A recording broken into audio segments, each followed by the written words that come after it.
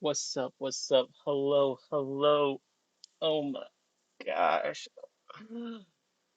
Hello, beautiful people. Hello. Popping up. One of those unplanned pop-up streams. Had to get some stuff done, but didn't totally feel like getting too much done. So, you know, gotta turn on the live stream. Oh my goodness. Oh my damn. Oh my goodness. I'm going ham. Uh, Fun stuff to do today because I got a lot of mobs to go through. Yeah, what's up, Jesse? You fool. You fool. See Williams in here. Or hang on back, Superior. We're definitely gonna talk about that. You know, I've got something to say. Always got something to say. But, I'm not the most keeping up with the fish YouTube content. I'm slacking sometimes. What can I say? It's true. But I found myself recently, kicked back, searching for something to watch, and I came across a video, the Tank Talk podcast. You people may be familiar with it, and the title got me, man. It was a good title. Trends, the good, the bad, and the ugly. So I'm like, okay, this is like not quite a list video. We're gonna have a good conversation, and I just gotta say, this was a great episode. It was entertaining. This was good podcasting. I was entertained the whole way through. Um, Prime time and man, I'm always blanking on the names. KG Tropicals. They bounce off each other well on this one, and KG Tropicals came with a good list of trends for them to discuss, and I think it's worth a watch if you haven't watched it. I thought they had a decent list there. But there was one that I didn't expect that caught me by surprise. And that was they touched on sponge filters. And I guess the reason it caught me by so surprised is because Primetime had such a impassioned little piece to say on it that really got me thinking. I wasn't expecting. Oh, what's up, couple fish with the emoji spam? A guy. I wasn't expecting it to go this way. Like, I mean, look, I'd be memeing about these two. They're hang on back filters, shillers. Everyone's got their own biases. I don't know if these bald YouTubers have met a hang on back filter they didn't like. You know, I've never seen anyone talk about them more. But it was more. It seemed a little bit more than that this time. So let me see if I get to the Just clip. filtered with sponge filters. A couple fish. I watched this vid, fairly sided boomer energy that's unavoidable with the host. Yeah, that's why I said like I've seen worse episode. Like I can't always watch the episodes of this podcast. This was a good episode though. This was a good episode. Um, but I felt like this part stood out to me the most. 1 second. Tanks with Oscars in them. Every 5 seconds was a Fishroom tour. Now we got to go help people And the reason it customize was interesting because what Primetime talks about, like he doesn't just talk about like the sponge filters. He gives a little bit of philosophy about when you go all in on saying this is something I do, and that was what really added to it for me. So let me see. If they watched the whole video, they would see 1 second. why I titled the video the way either. They're ugly, which is fine. Okay. But to claim that these are in 1 second. any other situation, look at the 1 second. benefits of sponge filters because Okay, here we go. But not every situation calls for sponge filters. And you saw them I was shocked at the everywhere level of on passion YouTube. So that they came had to out of go almost into nowhere. my 'Cause bad look, category. he's like charging Well, up and here's in why. the background. So at one point on YouTube, fish rooms were all the rage, right? Oh, look at my fish room. Let's walk around my fish room. Fish room tour this, fish room tour that. Every 5 seconds was a fish room tour. And the benefit of the sponge filter there is it's an air-driven system, one central pump, sponge filters all around. It's really the only way you can do a big fish room and not have to install, a power station behind your home. So, and again, he was very careful throughout, like to give, okay, this is where you do need a sponge filter. Like you're not filtering a billion tanks, with just Jesse said, like, not the sponge filter. You're not filling a billion tanks, with all these other filters like the power cost. But okay, let me finish this. So naturally, people who were keeping these fish rooms were talking about, oh, look at the benefits of sponge filters because we can. And I've got the same situation here. I've got a fish room that's primarily run on sponge filters, but I did a video, still get a lot of comments on this video. I made a video that said sponge filters are the worst. And oh my gosh, just like the dirted tank people, you've got the committed sponge filter gang. And that is one reason I like this episode, because it wasn't just like, I felt like they weren't holding back their opinions. They went after the dirty tank people, now the sponge filter people. Like, had the comments gone? Yeah, there's a decent amount of comments on here. And that I like I sponge like when filter people give gang, their which we opinions. call SFG, sponge filter gang, that they've actually got a name in the community, FSGs. You would I have did not thought I know that. kicked their baby. I mean, when I came out with it, first of all, if they watched the whole video, they would see why I titled the video the way I did, and it was really Okay, let kind me of a get to play the on part we're words. It's talking not a about. simple machine, and the parts, as we talked about before, when it comes to problems with different types of filters, they break. The air hoses get stiff. The internal components of a sponge filter Right. break. The sponge filter itself can start to deform, and you got to Yep. replace those If you got that co-op air collar on it, it'll stop working overnight. too.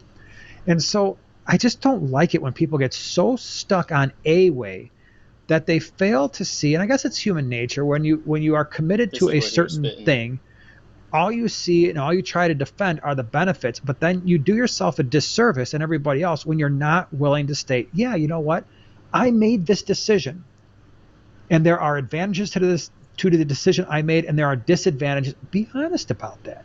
Okay. So, and I see now what is Nick hating on today? I just want to play that like, this to me was such a, I don't know why it came across so profound to me, but this was like, I was like, yo, he's spitting The right now. flow that they Like, give it's is not just about the pretty sponge much filter. it's the And that's worst why I type of felt like it flow was that you very can have in an specific, aquarium. It's to the not sponge filter horizontal, gang. But and come on, it's guys. the bubbling and stuff. Oh, One they're second. ugly, which is clean. They're not. And they talked about get stiff, the internal that they all else you There we see go. and all The you try to human defend are nature. the benefits, but then you do yourself a disservice and everybody else when you're not willing to state, yeah, you know what, I made this decision and there are advantages to the decision I made, and there are disadvantages. Be honest about that. Okay, so this stood out to me on a philosophical level. What's up, Chris? What's up, Jody? Because I just thought it was great commentary on human nature and stuff. And before I continue, I'm not going to put any words in these guys' mouths, because, they're talking about specific people. But I'm going to apply this obviously to the most clear culprit. All right. So if you listen, do I really want to do this? Do I really want to be the ultimate hater? Let me play some more. You guys tell me. Hmm. Be honest. There are advantages and disadvantages to everything. And if you're not capable of seeing the disadvantages of the decisions that you've made, you're only hurting yourself. And the Mm, sponge filter thing is, oh, it's one of those. Well, and I feel him though. I feel him. It's just so crazy. Everyone's saying hi. Everyone's saying hi. Let me see what the comments are saying here. Sort by. I did leave a silly comment on this. Not gonna lie. I did. Okay, ponds, stores, processed foods. Well, they talked about, KG really went on people that do feeder fish. I thought that was pretty fun. All right, with one sponge filter thing, we have four sponge filters. We had corner filters that you put charcoal in the bottom. Okay, okay.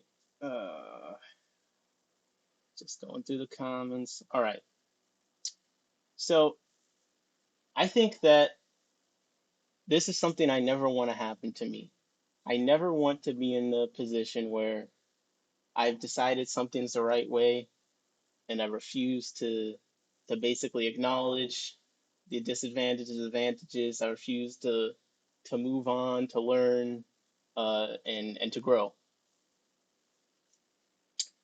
And I'm working on some review videos for like aquarium products, some lights, you know, things like that. And stuff could take me a while. So I gotta talk about this one video I'm working on right now. 1 second. And like his comment right here, like it really just spoke to me about everything I was feeling while working on this one video. So I've been working on aquarium co-op sponge filter and easy flow kit video, right? I've mentioned this a few times. It takes me forever. And as I'm working on this video and I'm listening to the In the Moment podcast where Corey laments on spending tens and thousands of dollars to find good filtration, but now he's come to the fact that the only thing good enough to filter his 3 billion-gallon aquarium is sponge filters. The hate in my heart just raises and urges up, and I cannot believe this guy. I really cannot. And I shouldn't even open this because I was saving this new one for the video I was working on. But I just want to take you through like the absolute insanity of this product and the unbelievability I have of someone telling me they tested this for a significant period of time that they did a horrendous job. So I'm gonna go through it live because prime time and them, man, they really got me in my feelings about this. A couple of fish said sponges don't work for my flow loving self. I crave the water pressure. Well, this is the easy flow kit. So this is a small sponge filter, okay? It's for 10 gallons, 10 gallons and up, all right? And this is the tubing it comes with. So we got the easy flow kit, okay? And then so you got one, and then this is supposed to like go to the top, you know what I mean? So, oh wait, is that the right one? There's like a cascade of holes you have to follow the order of. All right, so I'm grabbing my laptop. Let's go over to a 10-gallon aquarium, which is the listed starting size for this thing. All right, I'm gonna go full screen on myself for this. So we already know that the air collars clog every 5 seconds. It's basically like, you know, you're murdering your fish. If you installed 50 tanks with this uh this this this air collar, like good luck. I hope you have like extremely clean water. You don't feed them heavily or anything. You're gonna kill a bunch of your fish when the sponge filter stops working overnight. Don't ask me how I know. So let me push it down. This is as far down as this goes. This is next to a 10-gallon aquarium, and you can see the issue here. All right, and the issue is very tall. So luckily, I did get the smallest one. The medium ones, that's a much bigger problem. It was very tall, but that's okay because my aquarium has almost no substrate in it here, so it would be fine, right? Now, what if we wanted to do like a planted deep substrate tank or something like that? Like, let me just Google like, okay, how many inches of substrate for a planted tank? All right, 2 to 3 inches, but it can vary. I do a lot of rocks. I do a lot of rock piles. I came across a really annoying issue. And if you go under the reviews for the sponge filter, you will find this comment many times. But it turns out when you actually put substrate in the tank, this sponge filter gets very tall. So let's say I wanted to hide it in the back of the tank. Well, usually when you're escaping stuff, you slope it up towards the back. So if the back is higher than the front, which is also probably 2 to 3 inches, so I can plant my foreground things, this is sticking out of the tank. So that's basically a non-starter for me. So I've had to throw this out because too many times, it's at the top. I'm doing something, I bump it. Now there's water spilling all over the place. You can technically put it in the other direction. And again, there's always user error with these things, so I'm open to the fact that it might be my fault. But the point is that whatever height the sponge filter starts at, which is here, you've added quite a lot. And again, this is directly at the bottom. So just at the bottom with no substrate, this is already almost at the top of the 10-gallon aquarium. Okay.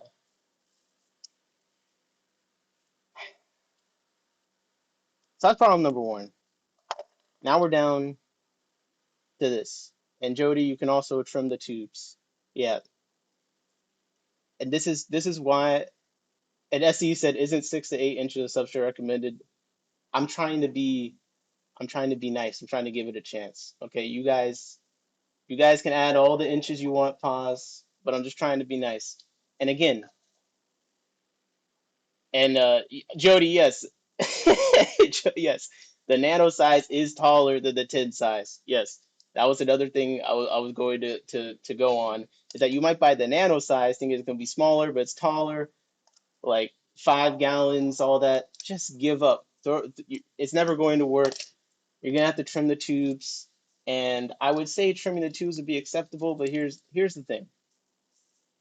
The thing is, and the only reason I would talk about this is because Aquarium Co-op has a reputation for being thorough. Corey talks a lot about testing stuff. I think he has a lot of great ideas and things like that. He's terrible, and why this stood out for me, the primetime thing, and he wasn't, I don't think he was talking about Corey, but it just reminded me of him because I'm such a hater. He's so bad at admitting when they've gone wrong. Okay? This was not thought through at all. I just want you to see it next to a 5 gallon. All right? And just remember, the nano size is taller than this. Okay? Bro, I don't it's all about making things easy. If I have to modify it myself after buying it and it's already an expensive sponge filter, it's not easy. If I may potentially start spilling water on my floor and not notice it because I'm clumsy as hell, which I am, and bumped it and it's spilling water over the place, it's not easy. And then this stuff clogs all the time. All right, now enough about the clog. Sponge filters in general. So another thing, that the reason this related to me so much is because I am newer to the hobby. Um, and I do think the co-op sponge filters are great. I look forward to getting the fine sponges of them. All that being said, the flow kit is horrendous. All right. I have all this plastic, all this wasted plastic constantly. And I wish I could buy the sponge filters on their own without it. Um, I would definitely recommend never putting the air collar on multiple of the sponges because that shit clogs constantly. Now, again, that being said, I like the co-op sponge filters. I have like 20 of them, clearly. But I have the air collar and I have the flow kit on zero of them. So I'm just trying to demonstrate. Some people really do go all in on these things and then cannot come back and admit when they missed it. But sponge filters in general, I do think are in danger of being overhyped to a degree. And I'm realizing this now after 2 years because I think that they're great and they do the job. But man, I was led to believe that canister filters sucked. They were terrible. I installed my first canister filter recently. That's just fucking man. It is amazing. It's incredible. Yo, I was like, yo, this is what I've been missing out on. This is what I've been missing out on, man. Jody said the Hygers, I have co-op and Hyger sponges. The co-op sponges do produce better flow, and the Hyger suction cups piss me off. Are you talking about the double ones? Yeah, those ones clogged a lot for me too. Um, The Higers have a built-in air collar. The core sponges go longer. The fine sponges are better for particulates. I'm out of place now, and this is what's so funny. Uh, it's possible the tube. If so, yes, the doubles angry. The double ones are terrible. So first of all, I'm expecting not to have to cut anything that I'm buying. And like if it says it's for a 10-gallon tank and it's green specifically, so it can blend in better with plants, then I'm gonna expect that I can buy it and put it in my planted tank without having to modify it to fit into a reasonable range of a substrate height of a planted tank. And again, the nano size, which I have the nano in somewhere in here, is taller. So then the problem is expounded. Beto Great Lakes says sponge are the best for big fish rooms and saving dollars. Yes, it's pretty much the best option, the only option for having a lot of fish tanks. But I feel led astray on a few things. One, I was led to hate fine sponges. Man, I really love fine sponges now. I've been using just the coarse ones, and they do a good job in a lot of tanks, but in some tanks, I've been having issues keeping it clear. I put a fine sponge in there, the problem was solved overnight. So now I'm probably going to go back and do fine sponges in all of my tanks with the coarse sponges. And then on top of that, when I saw Dean's talk, he pointed to a picture this of he pointed to an old picture of his fish room, and he was like, "So if you notice in my videos how I have the co-op sponges, this whole time he's been cutting fine sponges to put on his sponge filters. So I should have paid attention to that as a sign that maybe I should give the fine sponge filters another chance." Um, Let me see. Hey, what's up, Nikum? I chopped the medium down as much as it can go, and it won't fit in my 20-gallon with the kit on. Yeah. So I didn't even go into the the mediums. The mediums are in some ways more egregious because you might be getting them thinking, okay, medium, like 20-gallon tank, but 20 gallons are not very tall. Uh, you know. So let's do the measuring tape. All right. We got, you know, 12 inches there on the 10-gallon. I got a 20-gallon here just perfectly mounting, about 13 inches there. It's not that much taller. It's not that much taller than the 10-gallon.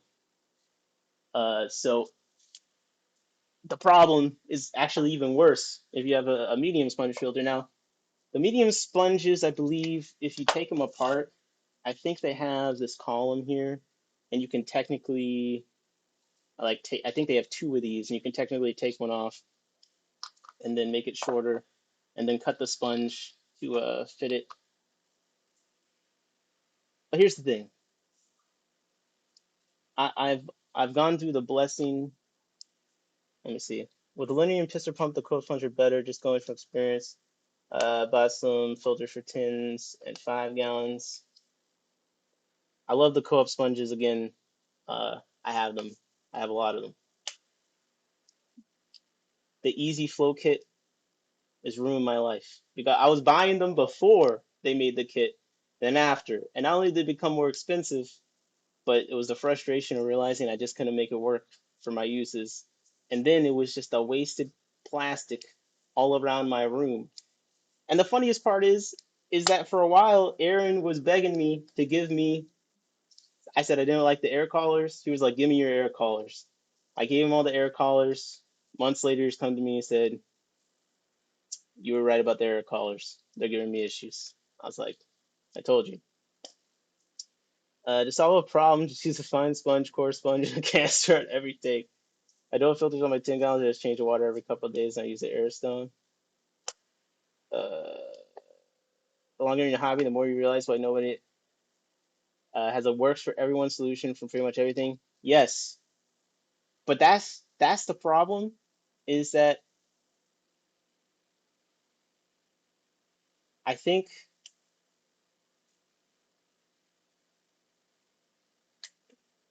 you have to be careful of saying that something is good for everything. and I'm complaining about this stuff, and I maybe have the ability to make some modifications if I wanted to, which I don't because I'm very lazy. But another reason why this is coming to me more now is because I've had the unfortunate and very fortunate experience of doing a lot more customer service these days. And I really hope that all these companies are paying their customer service people like champions, because some of the stuff to us might seem like, oh, it's no big deal, but I'm telling you, bro, when you tell someone that something's going, like the amount of frustration that you could cause by not properly preparing people, or some small things like this is wild. Their trash collection on the canister is so much higher capacity than any sponge. And that's the thing. Again, because I did start this out heavy hating, but I just gotta say again, I love the sponge filters. I got a lot of them. The problem is that Corey's always talking about it like it's perfect, it's amazing. He says canisters suck. He talks about thousands of dollars he's personally spent to find the best filtration. He's come back to sponge filters, bro. It's that kind of stuff that makes me feel like it deserves critique, because this level of glazing for a sponge has got to be bad for your health. Like you cannot be this deep into the sponge. Like, bro, are you like, what is going on? Because again, I'm only 2 years in. I just tried a canister filter for the first time. I'm a fan of all this stuff, and I set it up for my grandpa's tank, so it wasn't for me. And I'm sitting there like, bro, what the hell? This is great. uh, if I had only a couple of takes, then I would have more of them. Obviously, I got too many. I'm going to be doing the sponge filters.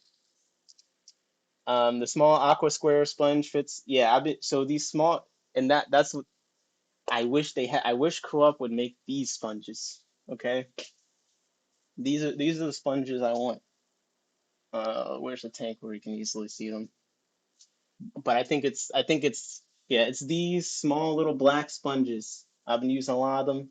They're very cheap. They're very cheap. Um, and they work great.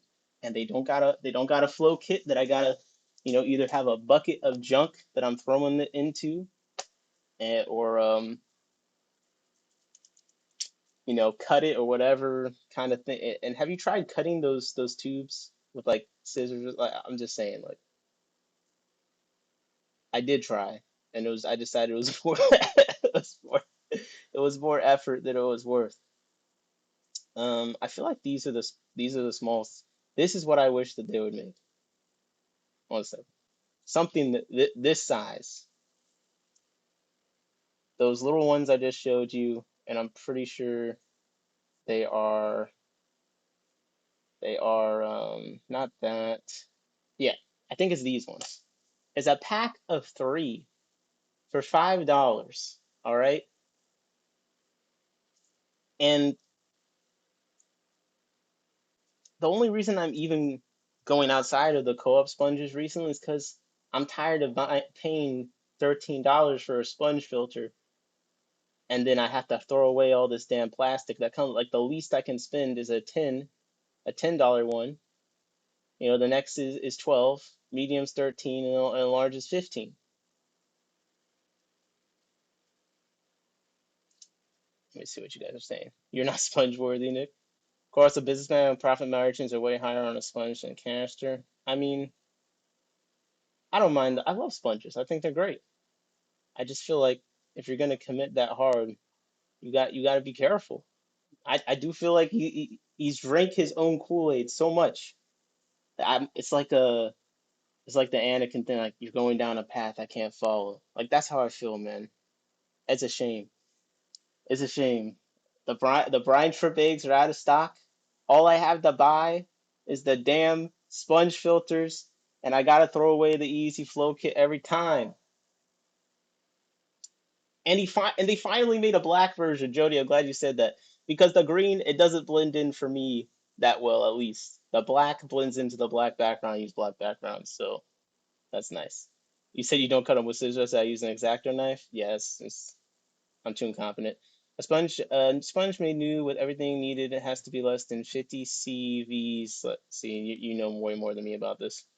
Does one suck clog too fast that are drill holes in the bottom? They work great. If I had the, you know what, the sponges that suck the most are the ones that Jody was talking about. I would say so. The co-op sponges are like one of the better ones. I'm still testing a bunch. I did get a different Hydro sponge, but I would say the worst, these ones, these are god awful. And you know part of why they're so terrible is because they got a built-in collar on them, you know. So and it's much harder to clean. At least with the co-op one, you could clean it, but I'm not trying to take a toothbrush to that shit or blow through a tube and clear whatever the hell freaky stuff's got going on. Hey Nick, hate to take off at the date, have a date with Steven and Jenna. Appreciate you stopping by, man. I don't even use top tubes. Trash. What are top tubes? Poke a hole and turn the tube as you hold the knife. Oh my gosh! Now I need it. See, now I need a tutorial to modify it. All right, but enough of just the sponge filters themselves. Sponge filter gang. I do feel it's real. I feel like I'm recovering. I feel like I was in a cult and I'm just waking up. Like, you brought a hang on back filter to me. I'd be like, ew, what is that? That's gross. I have my sponge filter. It's the best. I've been saying this up to like a month ago, but I feel like my mind has been broadened recently, and I feel like I've awakened to new options, to different things, and now I don't even know what to believe anymore about myself. I'd use a small saw for the tubes, and I cut. Oh no, I need a freaking saw. I'll make you a tutorial, Nick. Oh my gosh, Nick lost his phone in a swap. He wanted to use a knife. He's learning, clever Nick. Yeah, so I'm just saying you have to remember, like, I don't know anything. I'm very new. So I've basically just been using sponge filters this entire time. And the coarse ones specifically. And now I'm really learning. I've hit the limitations of the coarse ones. Now I need a fine one with the coarse ones for my purposes. I can't do the flow kit. Uh, I've killed. So the one thing where the sponge filter was fine. Overnight it clogged with the collar, and it was a heavily planted tank, lots of floating plants, so it was bad. It went bad very quickly. Because you know you guys know how that goes. And I lost a bunch of Abyssinian hair. I was like, that's on me. I wasn't maintaining it. As the tanks grew, as I had it on more sponges, I was constantly just trying to make sure they were always running. So I think that that's the main issue. Is it's an unacceptable risk. When I go away on a trip, if I'm not paying attention for 2 days to the tank all the way up in the corner, I can't have it just like stopping on me. You know, the Sponge Mafia can't get you anymore, bro. I mean, you guys tell me if I'm hating too much, and I'm willing to accept. I do like my canisters on bigger tanks. Would like to invest in more someday. Off to Steven Jenna stream later on. Have a good one, Jody. Just chew them off, bro. All right. That being said, Tank Talk podcast. I just wanted to talk about it because it woke me up, bro. I hadn't even thought about it like that. Mm-hmm. Be honest. There are advantages and disadvantages to everything. And if you're not capable of seeing the disadvantages of the decisions that you've made, you're only hurting yourself. Like, bro, do you hear that? I could apply that to every part of my life. Like, I was like, The bubbling and stuff, oh, it oxygenates the tank. No, it doesn't. The bubbles are popping at the surface, so it's not doing that either. They're ugly, which is fine. Again, I've got okay, them. this is the other thing. Okay, this was the other thing that he said that I only kind of recently learned in the last few weeks You can have in an aquarium. It's not about the air. horizontal, and the bubbling and stuff. Oh, it oxygenates the tank. No, it doesn't. The bubbles are That's what I didn't realize. So that's what I didn't realize is that the bubbles, like, they don't actually, like, the sponge filter just being in there doesn't add oxygen to the tank. It's the disrupting of the surface. So if you still have a bunch of floating plants and stuff to the point where the bubbles are kind of just like, doing that thing where it's not really doing that much for the oxygen of the tank in that case. But I kind of thought like, oh, I'm putting air into the tank, like, but it's not that simple. It's just, oh, you plug in an air pump and you're adding air to your tank. Are popping at the surface, so it's not doing that either. They're ugly, which is fine. Again, I've got them all throughout my fish room. Yeah, the ugly thing I don't care about. You can hide them if the form factor is right. I don't know why there's not more corner sponges. I don't know if maybe they clog more, stuff gets trapped behind it. Maybe that's why. But I don't know. I feel like stuff could be better designed to be easier to hide. But I don't think it's that big of a deal that they're ugly. Like that doesn't bother me. They're very ugly. They're not the easiest thing to clean. They're not necessarily simple because you've got an air pump that's not a simple machine, and the parts, as we talked about before, when it comes to problems with different types of filters, they break. The air hoses get stiff. The internal components of a sponge filter break. The sponge filter itself can start to deform, and you got to replace those too. And so I just don't like it when people get so stuck on a way that they fail to see, and I guess it's human nature, when you are committed to a certain thing, all you see and all you try to defend are the benefits, but then you do yourself a disservice and everybody else when you're not willing to state, yeah, you know what, I made this decision and there are advantages to the decision I made and there are disadvantages. Be honest about that. I shouldn't even talk this much this whole time. I should just play what he's saying. Hmm. Be honest. There are advantages and disadvantages to everything. And if you're not capable of seeing the disadvantages of the decisions that you've made, you're only hurting yourself. And the sponge filter thing is, it's one of those. Wow. Well, and that's what I'm saying. It's like they were everywhere. You would see. You're absolutely right. Fish room tours were a really big thing. Anyways, I'm doing too much. I'm doing too much in this. I think internal power filter is my preference, not cost effective. Yeah, I don't see any option besides sponge filters if you have a lot of tanks. But I don't know. I just need to get that rant out of my chest. I feel like I don't totally agree with everything I've said in the last 30 minutes, but I feel like I needed to work these thoughts out of my head and get feedback from you guys. But I will say, as far as the actual sponge of these goes, the sponge is great. It's all this extra stuff that is a disaster. And I do feel like I was a little misled on the the advantages and disadvantages of sponge filters, especially the coarse ones, honestly, because I've been running the fine ones and they don't really clog. Like I have had some fine ones, they don't really clog any that much faster, really. Um, unless if you put the collar on the coarse one, it'll clog a lot faster. So you don't like them? No, I like sponge filters. I think now I need a coarse sponge filter and a fine sponge filter in every tank. And then for me, it's just minimizing the chance that any of them could clog quickly. Yeah, the co no no no the do you don't like them, the co-op ones? I like the co-op sponges. The easy flow kit is like basically landfill material, in my opinion. Unfortunately, uh, besides the fact the air collar is like a liability, a major liability.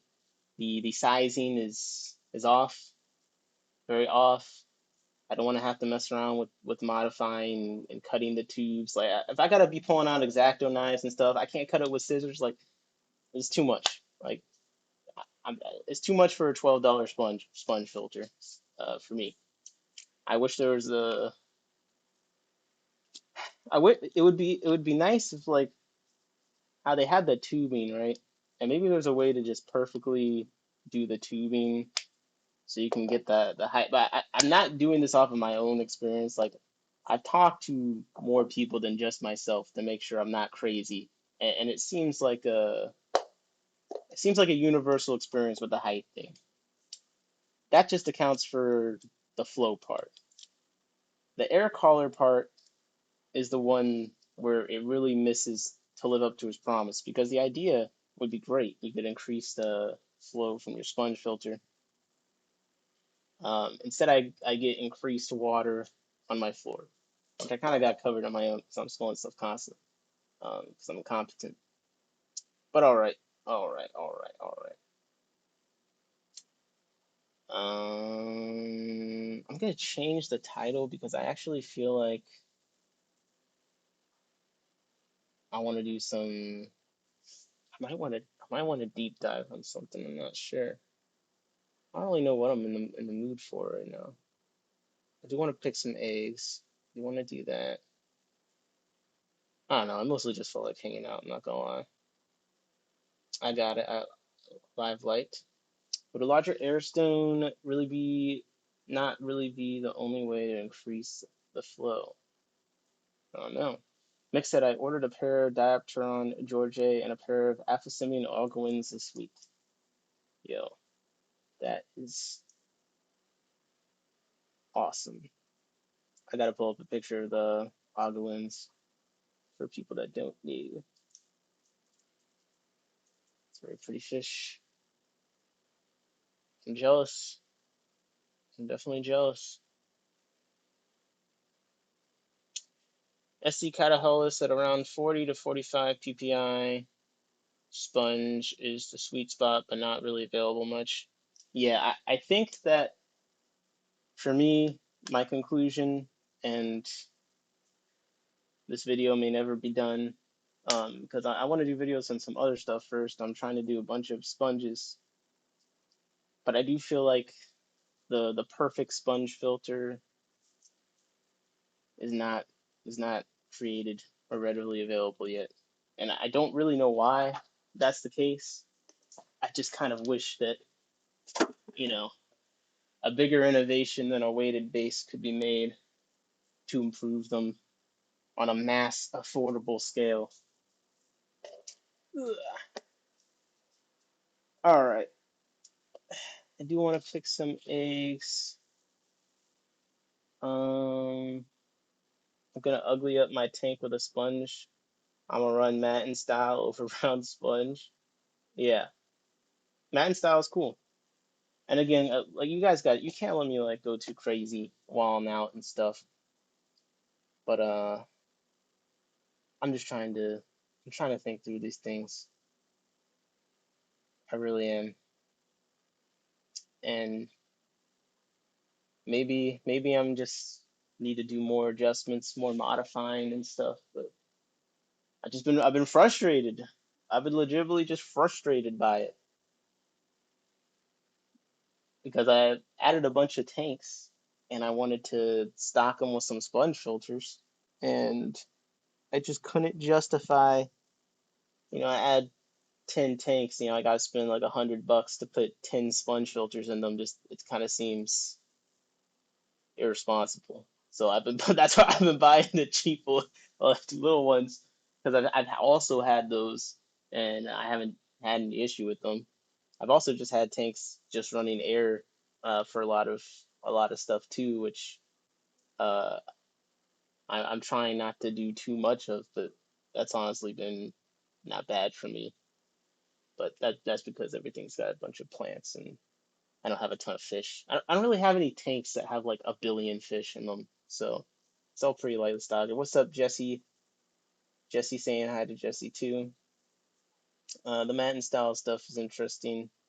I wish I knew more about the whole thing, and that's why it'll probably take me a while. But I do feel confident in just the collar and the flow kit itself.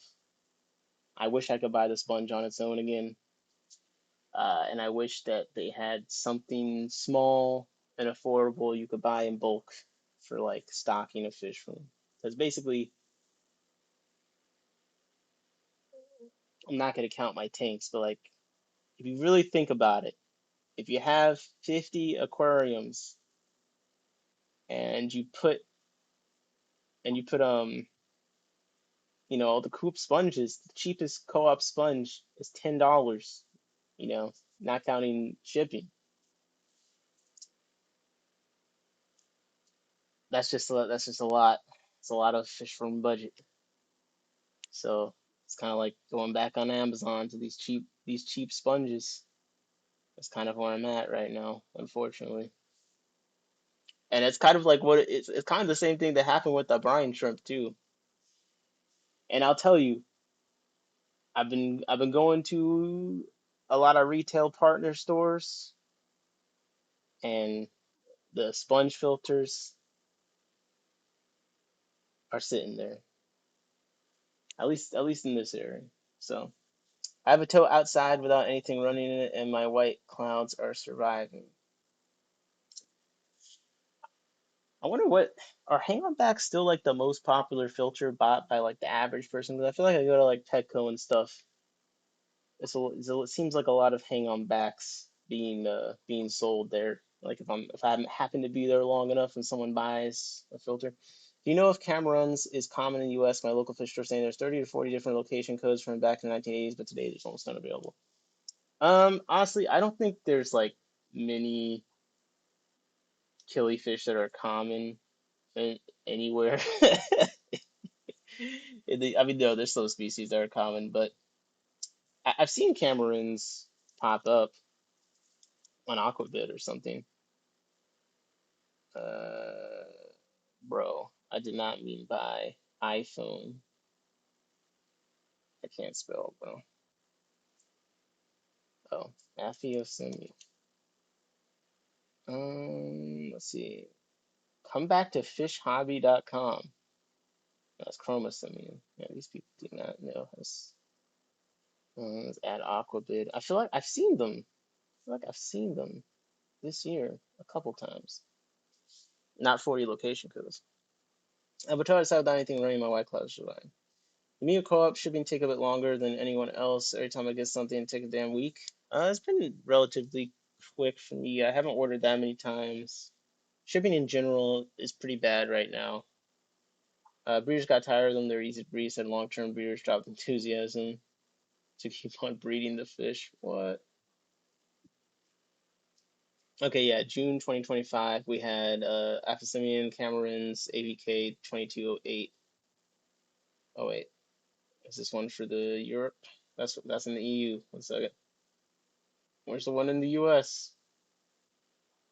This is also 25. Oh gosh. Where did I see them? Oh, you know what? They were in a one of my LFSs, I believe. I think that's where I saw them. But that to ultimately no, they're not common, I don't think. I don't think at all. All right, here's one listing this year in June.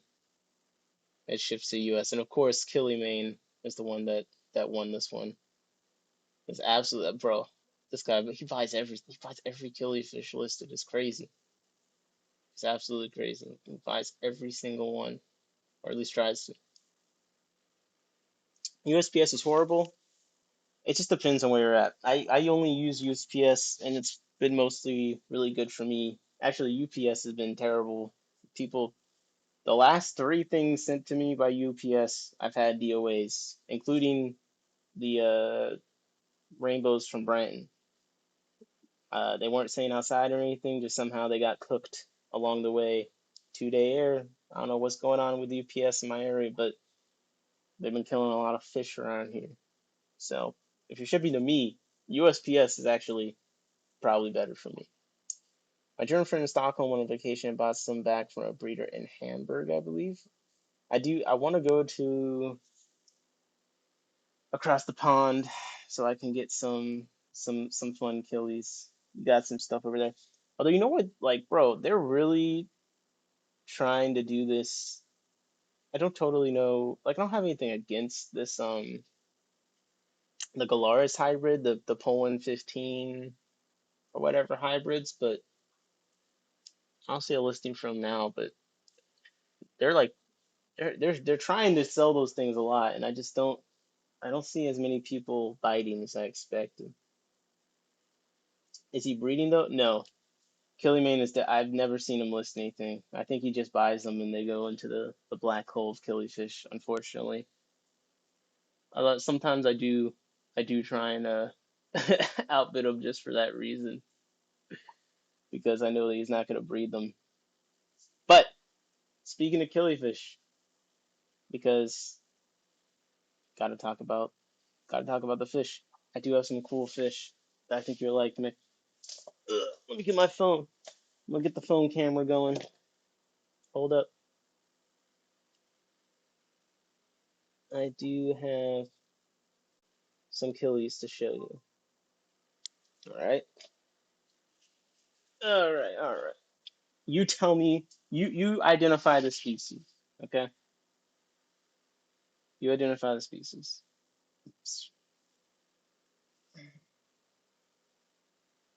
And I just moved this tank. I'm gonna move these killies somewhere else. But this looks like we got a female here. Let's see if we sit here long enough if a male shows up.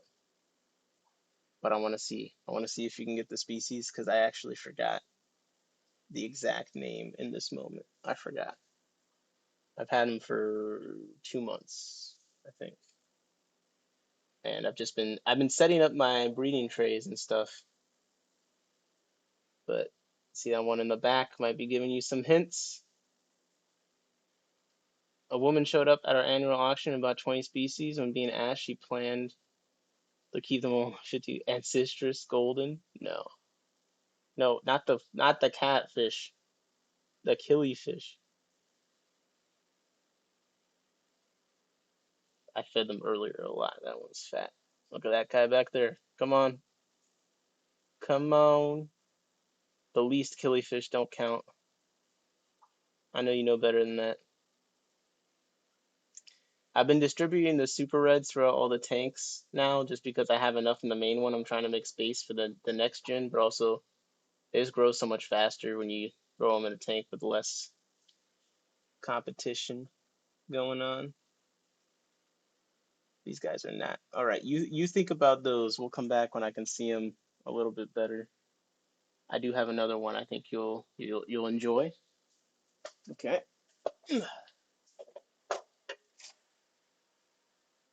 What do you think? Ah, sorry. I gotta pick up my computer so I can actually see what you're seeing. What do you think that is?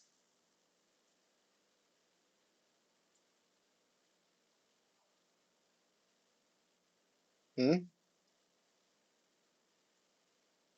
Oh man, it's actually starting to look pretty good. It's definitely one of the more subtle killifish, but recently he has been flashing a little bit of color here and there. I got the stirred eyes in there with them. I just started getting some eggs from them, so I'm pretty excited about that. He said, "Nice." Dot dot dot. Question mark. Question mark. As in, you don't know what it is, come on, bro. What's going on? It's a killifish. They definitely they're spawning constantly. It's crazy. And they don't seem like super aggressive about it either. They just seem like very excited to be going around together. Yep, it is a Rivulus. It is a Rivulus, undoubtedly. They move around like little snakes.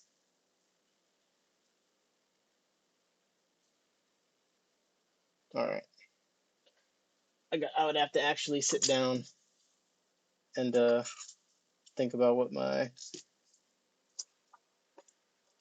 think about what the name is. I gotta see where I wrote it down. Oh man, oh man, oh man. Really done it now. He can't stand still, the male. No, they're going quick. Jesse said I'm pumped about my black rams. So you got black rams? What they look like? You gotta get SVC some black rams. He's been breeding them like crazy. He's been going wild with them. Well, with the rams. I don't think he has the black ones yet. I think he said he was looking at Daku's black rams. Um, I'm trying to see the name of the riverless that I got because I can't pronounce it from name. Um, okay.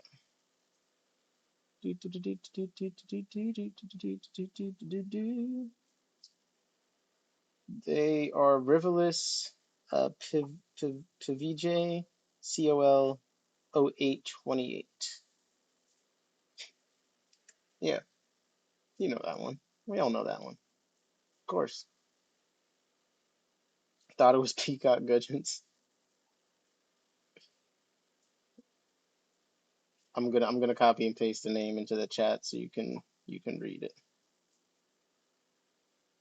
And then I'll put the name of the other killifish that I couldn't really see too well. That's the Rivulus, and then the other one I believe is supposed to be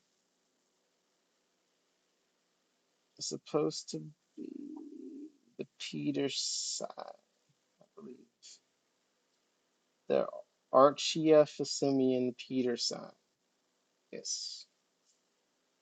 They were a little bit smaller when I got them, so they're still kind of going full size. I'll be honest, I've been slacking on the research on these two just because I've been so focused on, keeping them, growing them, getting ready to get a bunch of eggs. So like I didn't even stop to like, well, let me look more into this. So that's the name.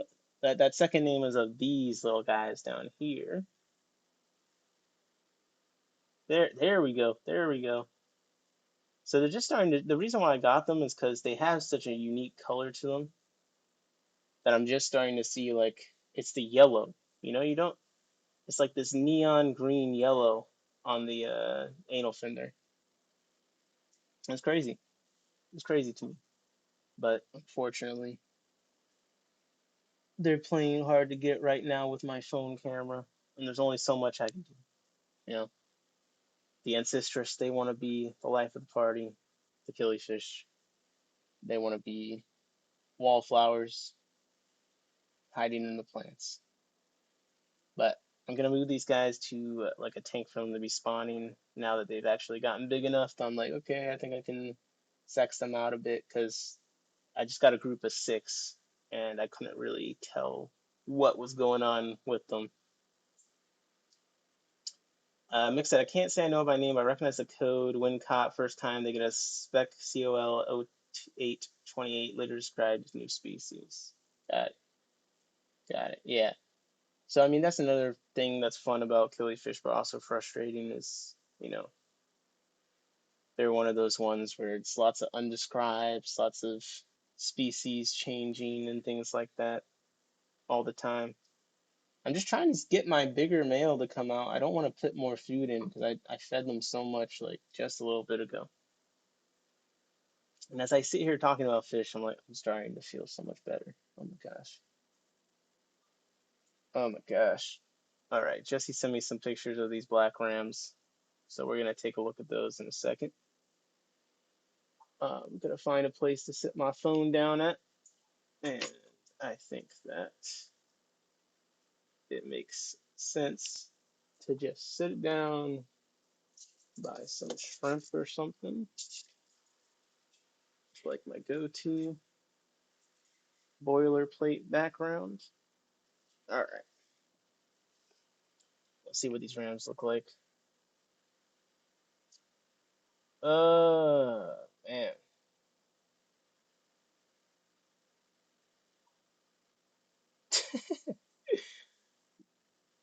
Phillies often show up on Aquabetter when first breeders collect first days to get some cash in. They often lack Latin name added later.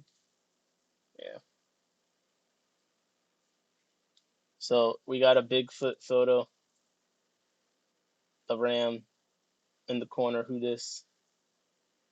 All right, here we go. Here we go. Satellite radio. Gonna get hit with a boom boom. Getting the next photo up there. Was that a Scriptosimian? That's the second Latin name. That the Peter Psi. I only have one Scriptosimian right now. I showed you those before. All right, look at the other photo of the two rams. Oh man. Oh man. All right. Here we go. So some pretty black rams. I don't know too much about well, rams in general, but the black ones specifically. So I don't really know what I'm looking for when it comes to them. But they do look cool. And I see they're on eggs. Congratulations. Oh, so he's not showing off the rams. He's showing off the money printer. I see. I see. Oh, good. Well played. Well played. Let me see if I can get the video up on the screen. Yep, Script to Simeon, Peter Sai, or I don't know what it was. The guy listed it as a Archia for Simeon, so I don't know if that is. Maybe you missed when I put that in the chat, but my light just turned off. Got to use my phone to put it back up. But yeah, those are some nice Rams, and we got the A's. We just got them at this past weekend at the swap. They already have A's. That was a great pickup on you. Okay. Yes. But this killifish, that's the one that he sold it to me as the Archia for Simeon or whatever. And I just really like that lime green that's been coming in. So I'm excited to see when they're all the way full size. Some other stuff, man. Some other stuff. In the US, you call them all African killies, Aphyosemian. You often call all African killies Aphyosemian. Yeah, yeah, that's true. I love my Aphyosemians. Okay, what should I do? I do want to I do want to pick some eggs. I probably got some Gardener Eye eggs, the P82s. I had them in the tank that was kind of hard to get to, so I haven't really been collecting. But let me show you guys some of my fry stuff going on because actually I think a bunch of stuff is hatching right now. Where's my footstool? I gotta be honest. I complain about this every time, but the fact that when you're using your iPhone as a camera for OBS, it doesn't show you like on the screen. I just see this. How am I supposed to like it doesn't make any sense to me. All right. So, I'm slowly starting to organize uh the fry situation and you can't really go by what I've written on some of these containers because I've changed stuff around. But I have a bunch of little trays going on. I've deployed Daphne in many of them and isopods. I see a fry in there. I see some eggs getting ready to hatch. I actually moved all the Brachytopus. This is the tank where we've been putting all the Brachytopus eggs. There was a decent amount of Brachytopus fry that I moved recently. Then we got Putu's black rice fish in here too. Uh, so I just actually moved all the fry, so there's just a couple in there. Over here, there's a few things. The main one right now, though, those little guys, those little darting guys, are the Barbarus fasciatus, blue banded barbs. Got a good amount of them in there. They're very small, but they've been growing. They've been growing decently. You can actually see them now on the phone. The last time I tried to show them was hard, and they're very jumpy. They're very reactive, much like the adults, honestly. So those little guys are these guys. So those are these little darty guys. So that's been fun. Then in here, these are where the panda cories are going. But the cory fry, they're very good at escaping my vision. Like I gotta move the moss around to really see them. But they were in there. Then in here, I have the riverless eggs.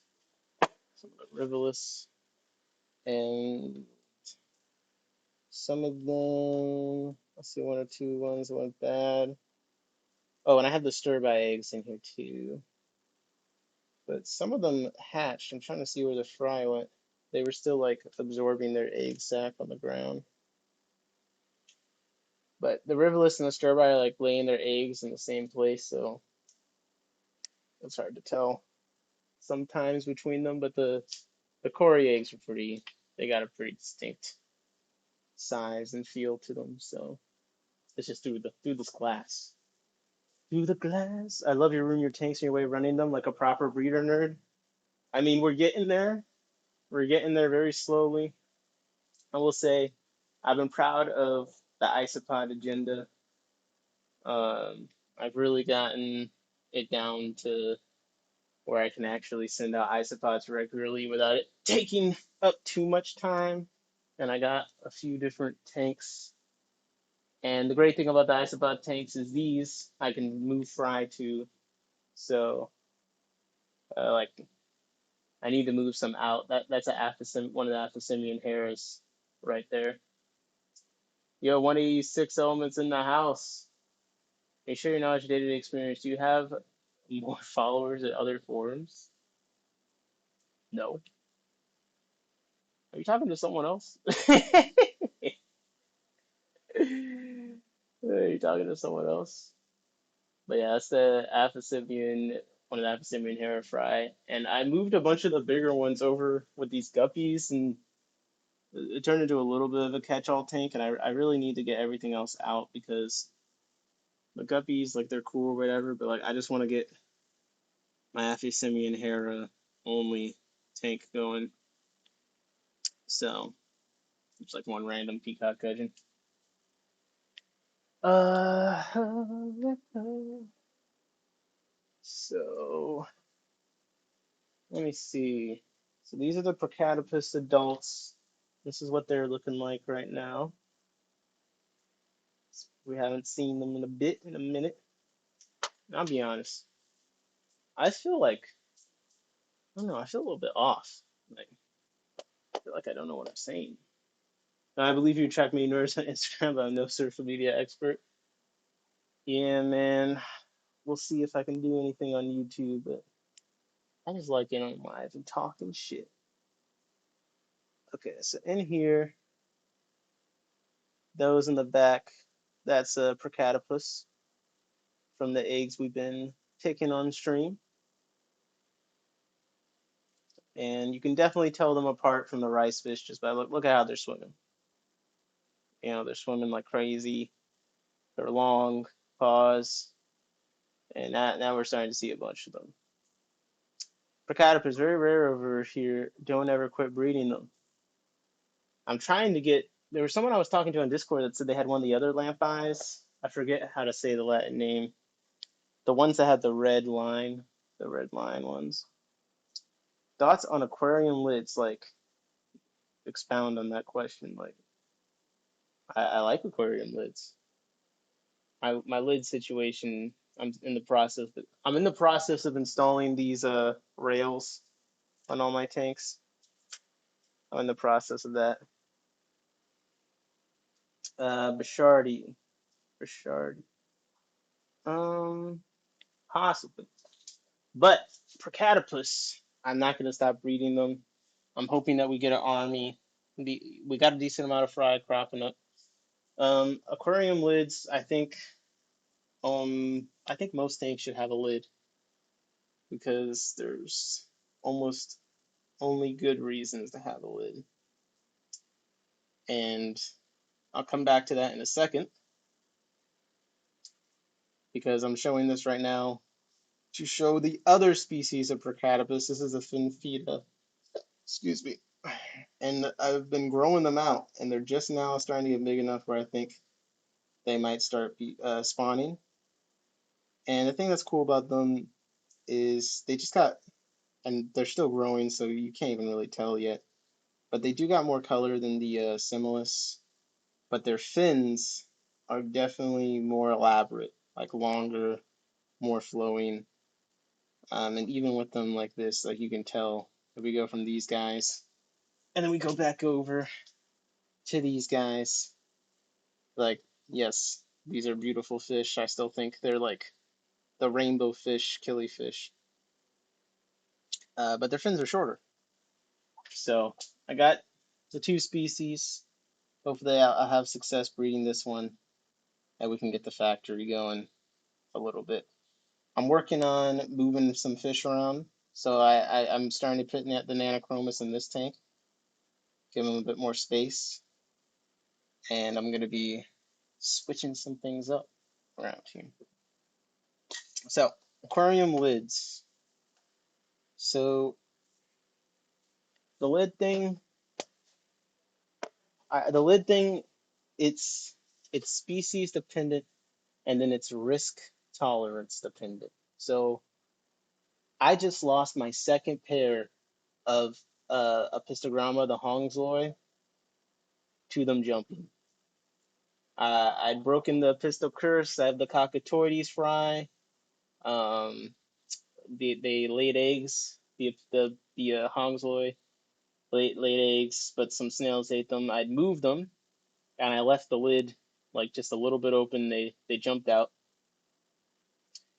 And the thing is that with a lot of fish, jumping is always a risk. And for me, I have a lot of tanks. So perhaps if you had one tank, no lid, maybe you'll never have a fish jump and stuff. But if you have 50 tanks, something's gonna jump eventually. Somebody's gonna jump, you know, whether you left the lid open or not. And I just think the jumping's one thing. Then you have temperature. So if you have a hot enough light, you can keep a tank, 76 degrees or whatever, just with the heat from the light and the lid. So it's a lot of temperature stability. You get a power outage or something, you hold it in the heat in longer. Then there's evaporation, slows down the evaporation. Yes, I did find them on the floor twice. So I got the first pair. They jumped, and they were in a tank with a lid, by the way, like a glass lid. I don't really know how that happened. Then I got a separate pair. They laid eggs. Snails ate them. I moved them. I left the lid open. I came back after doing errand. They were on the floor. I found them on the floor twice. And they're both actually. So the one that the last pair jumped out of, I'll show you the tank. Was this tank, and they had been fine in here. That I hadn't seen any issues, and I left the lid open like this, and that was enough for them to jump. So it happened twice. So it must be something with that specific. I looked up that species and I saw some other stuff. So I guess they're jumpers. So it's just a reminder. It's not always the obvious fish that also have a willingness to leave the water, I guess. It's very unfortunate, and yeah, I was pretty upset about it. But I just don't know. So the Epistogramma curse is very alive for me. I'm not gonna buy any more Pistos until I breed the ones that I have already. Because I said it before, and I bred the cockatoides, and history tells us what happened. Anyone know this fish? Not the Corridor cystatus. That's too easy. You guys know that. I'm talking about this one. This suspicious looking guy. Then also on the lids, I think underrated reason to have lids is contamination. Any fry the Vinci? No, no fry from them, and I think there might be a snail issue with them as well. So that's on my list of things to fix. I was actually gonna move them maybe to a tank that doesn't have that issue because they're in a 20 long, and I'm not really using the 20 long for anything else. So I was thinking of putting we could do that on stream actually. we should pick the tank to put them in, and then do what I'm talking about to solve the snail problem in that tank, which is I have a pair of Avanacara Immaculata that's become I had two pairs or at least four of them. I think it's two pairs, but I'm not sure because the one pair that formed became dominant and was making the other pair hide all the time. So I was gonna move one to that tank that the Epistos are in after moving the Epistos, because then the Ivanakar would eat all the snails in there. The Epistos would be in the tank better for them anyway, and eventually I could, you know, have better success because the Vermaculata have been slaughtering snails for me. My advice to never do water change on a pistol with eggs or you don't fry. Okay, good to know. What would your advice be? Ooh, Gabba wins. I think these are my favorite killifish because they're my first ones I bred a lot of, and now I've come back to redeem myself after losing my colony of them. But they are one of the prettiest killifish in my opinion, and I can't wait till it gets a straight like this. This isn't even a male all the way, done getting this color. It's the yellow socks that get me every time. Okay, let me turn the lights on over here. Yo, did you know that the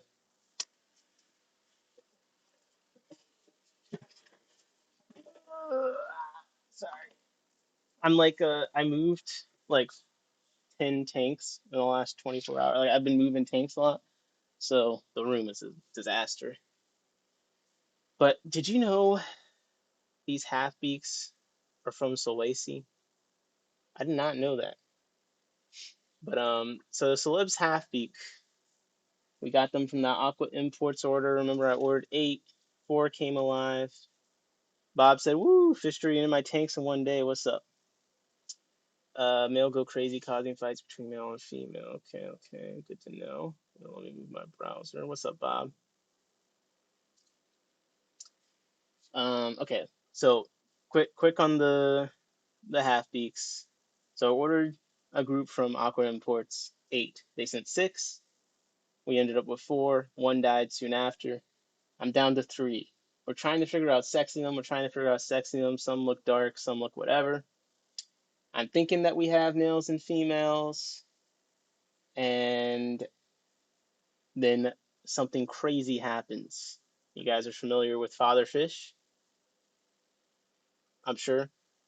Well, father fish lives in Maryland. One of my friends, friend of the chat, friend of the stream, SVC, went to his store and he saw that there was the celebs half beaks, and he picks them up for me. There was two left, so he got the two. One didn't make it to me. One did die. He said that the employer was like, "Oh, that might have been the one that like jumped when we were catching it." I was like, "God damn it!"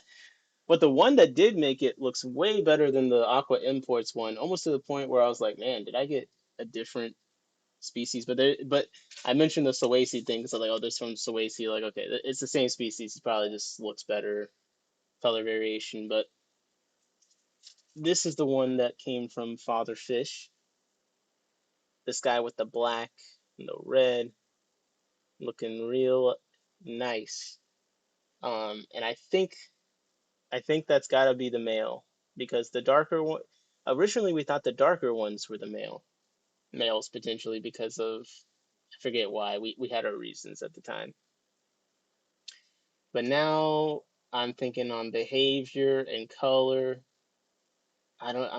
I'm conflicted because they say the half beak's got a modified anal fin, right? So I'm looking for the modified anal fin, and the fins on this one is like all rounded. Like I thought it was gonna be like had that little spiky thing on it, which this guy does have, but it doesn't got any color. And then like the behavior, like this guy is going up and looking like he's trying to get people's attention, and I associate that with like looks like a male to me. But then like I don't see the modified anal fin, or I'm missing what I'm supposed to be seeing. Well, maybe that's its gonopodium or whatever the hell, actually. So, that being said, I also brought it up because you'll notice there's only three, and there's supposed to be four. I'm noticing that as well. I think the fourth one is. Yep, there's the fourth one. So, the one from Father Fish, I think, is just in way better condition than this other guy. Hey, what's up, George RV3? And that's what, like, bro, that looks amazing to me. I mean, the color, the movement, everything about this fish, and the fact that that is the females being like super black, like the contrast, fantastic. So, shout out to Father Fish, the half beak. This one half beak that you had left looks great. I think that's the male. The one with more color is your male. Yeah, I agree. It was harder before because so this is the other one from Aqua Imports, and clearly, they came in not the greatest. So I assume this father fish one's probably been there for a while, eating well. And I think this guy was the male that came in Aqua. So I think we had one male and two females potentially, but obviously he's skinnier, not as good shape as this other one. So look at him lurking around. And I think I'm gonna put some Daphnia in here. Um, but hopefully we can breed these guys. So this tank right now, way he's acting also proves it. Yep, that's what I was saying. I mean, when it comes to sexing fish, I do think like the behavior is like the most reliable way to tell, and to me that does seem pretty clear, just the way he's chasing after them. So this tank is just them and the rainbow shiners. I intend on moving the rainbow shiners eventually, soon, and then trying to de-snail this a bit. I was thinking about maybe putting in a cichlid pair or something that would eat snails in this tank. I do have a snail trap that I also could use if I was being less lazy. Um, the top is like I've been working on water sprite. I think that's going to be one of my water sprite and Brazilian pinning wort are seem to be my best plants so far for like fry cover and stuff. So I'm hoping, 20 long, where a lot of it is going to be water sprite, and then because the glass is dirty and it's green, you can't even see that like low key been growing out stuff nicely in this tank in the back. There's some good bones here coming in.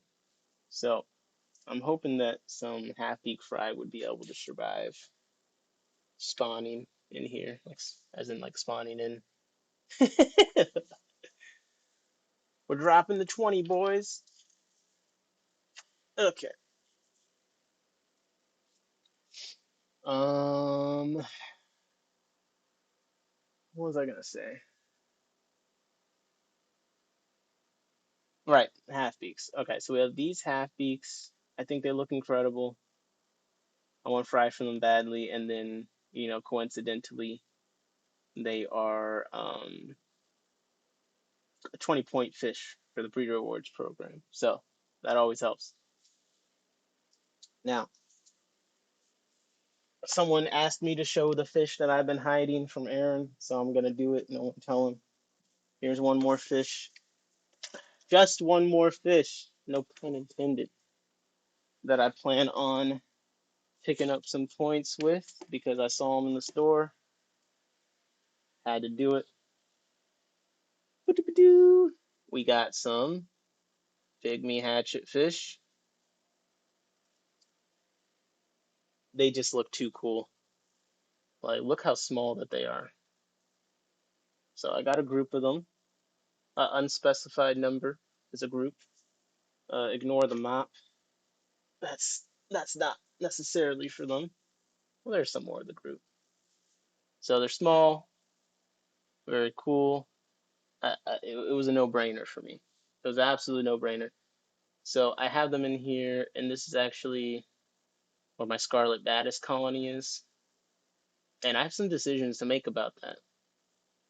So, is there anyone here that like feels like they're like a Scarlet Baddest expert? Because I have some decisions to make about my Scarlet Baddest. colony over here. And I'm gonna get some Daphnia to put in there real quick while I talk about this. Or actually, yeah, no, I'll do some Daphnia. And basically, what I have to figure out with my Scarlet Baddest colony is what I want to do with them. So, what do I mean by that? Well, I think I have like a lot of them. I need to move a bunch of them. I'm gonna set up a tin just to move the Scarlet Baddest into so I can like see them all and see how many I have because this tank, it's got my usual rock piles, it's got my usual, you know, hair algae and all sorts of stuff that it makes it impossible for me to know how many that I have. So that's one thing I'm gonna have to do. And the other decision to make is, all right, I need to. I don't necessarily need 50 Scarlet Baddest or however many I have. So how do I want to go about selling them? Do I want to take them to swaps? I can list them on my website. And then that leads me down to the other thing I have to decide is how do I want to sell them, as in like price them, because, and this is why I asked if anyone said they felt like they're like an expert on the Scarlet Baddest or not, but I feel like I got a decent amount of females now that I've actually had them and bred them like before. I was definitely like, oh, where's the females? They're impossible to find. Like, I'm gonna find someone with females and pay them. Someone on Aquabid sold some females multiple times for like over $100. It's crazy. I know I don't want to do that. I do not want to scalp and fish. That's wild. But maybe I want to try and sell them as pairs for people that are trying to breed them. But then it's a lot of work to sex that a significant amount of fish. And the baddest, I think, in a group setting could be challenging to sex accurately. So I feel like selling them as pairs, I could do it, but it also kind of sounds like more work than I'm willing to do. And as I put the Daphnia and other stuff in, because I think I'm going to grab some vinegar eels, you'll see them start to come out. So give me 1 second. What food are your Daphnia eating? So I've mostly just been feeding them live foods, assortment of worms and Daphnias and all that kind of good stuff that any small fish would like. I mean, they're so small, and I culture enough live foods that and I've seen some fish store employees said that they do eat prepared foods. You can trade them to eat prepared foods, but I don't know. I sometimes I felt like they were, but I already culture live foods anyway, so like it's not really extra work for me to just feed them live foods. I've just been doing it, you know. And they're small, so it's pretty easy. Even some of my isopod tanks have enough of those little detritus worms that I can just feed them that. So I pretty much have like an infinite variety of small living things for them to eat. And these are my vinegar eels from Captain's Critters sponsored. All right, so you'll see my baddest conundrum. So, um, as they pop out, in the shadows, they're very sneaky, and my phone camera is like correcting itself, so it's hard for me to point it actually where I want it to be. But you'll notice as they pop up, I got a lot of gray baddest.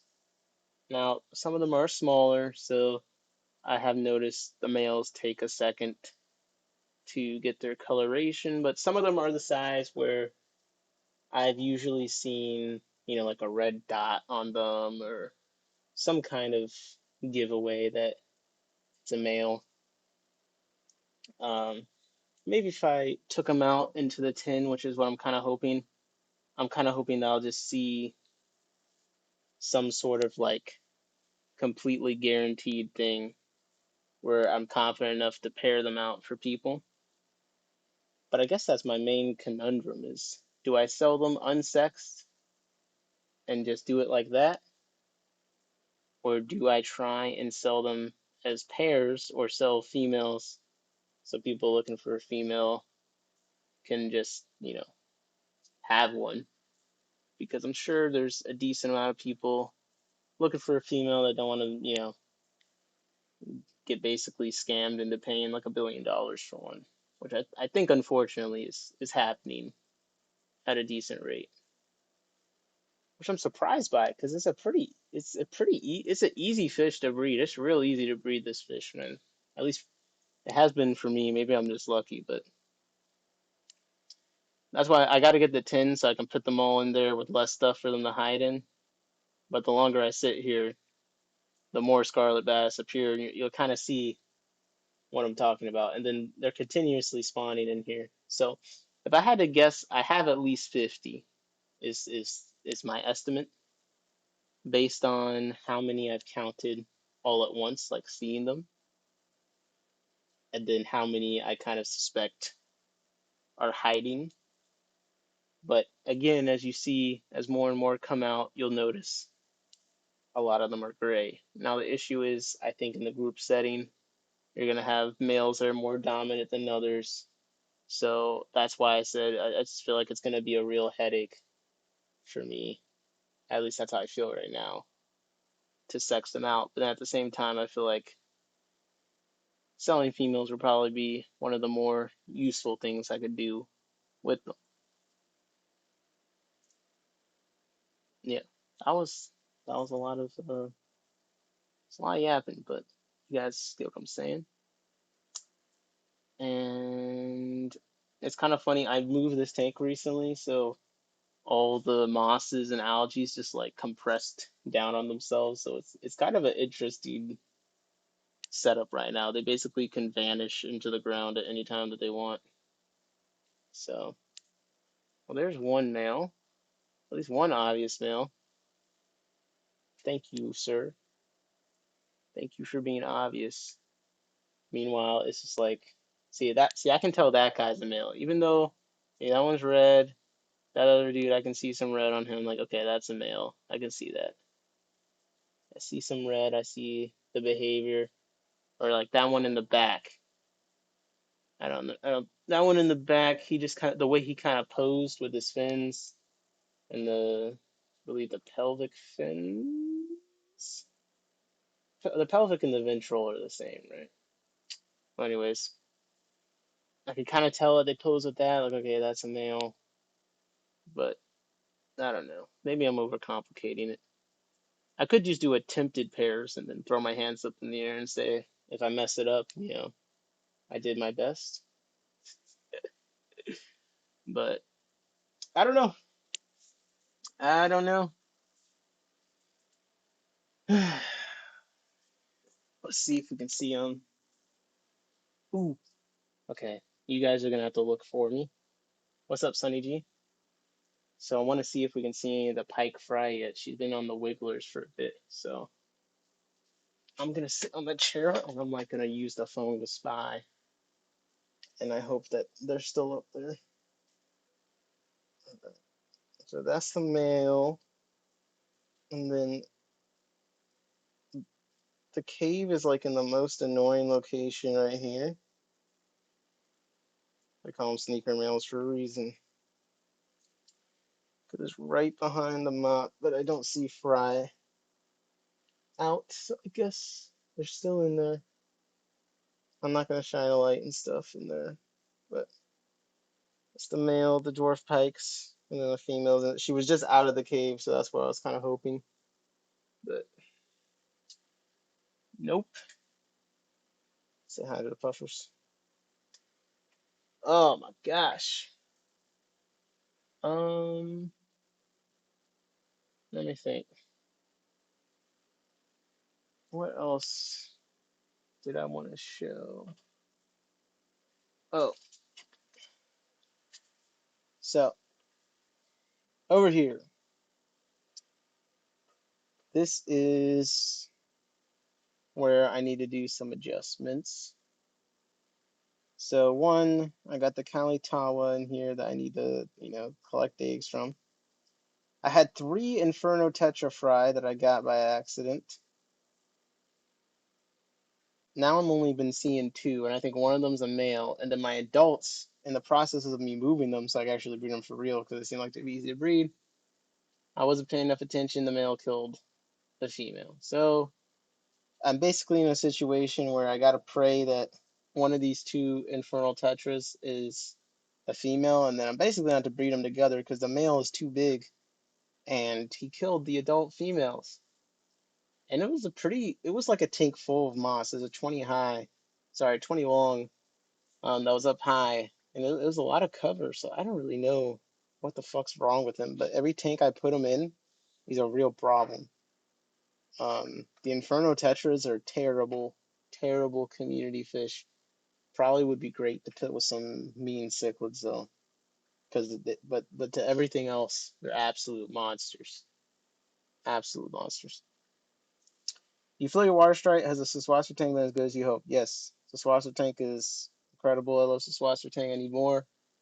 The water sprite, I'm floating, so I'll show you exactly what I'm going for, what I'm looking for with these floating plants. Okay, so I've been kind of discovering, well, not discovering, I'm kind of fine tuning it as I understand more how it works. But so I had the Roloff here.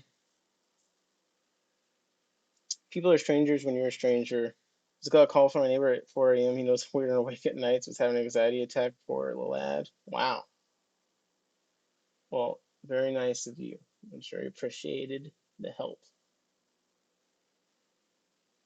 He knew that you'd be up, so oh man. Sometimes you just need someone to talk to. But all right. So I had the Roloff here.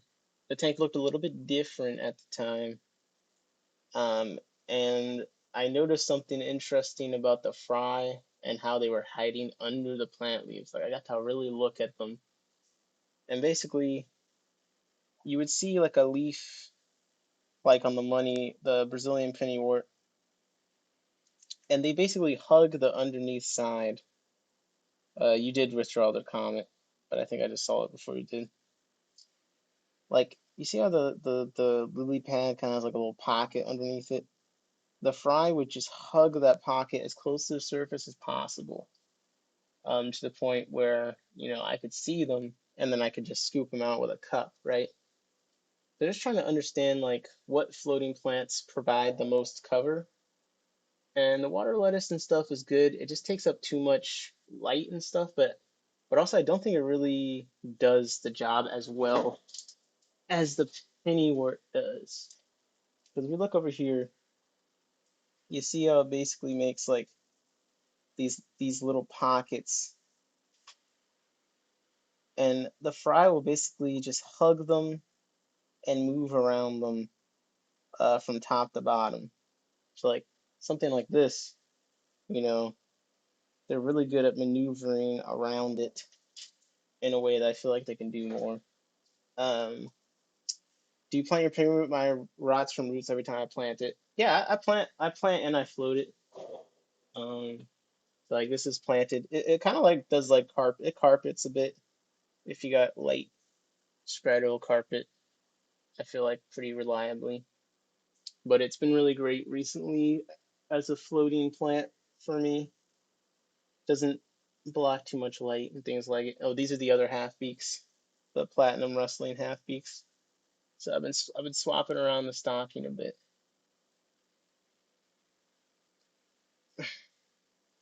But yeah, I plant the pennywort and it crawls around.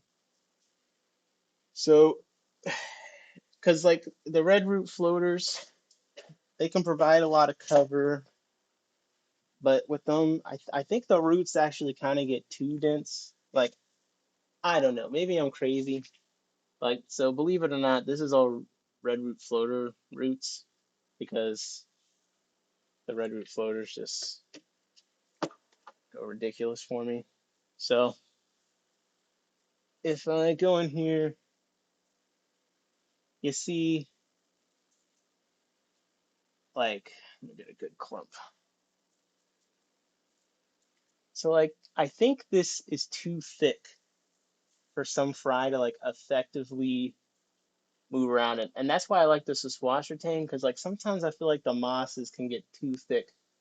Like, the fry reach a size where, like, bro, that's just like a wall. You know what I mean?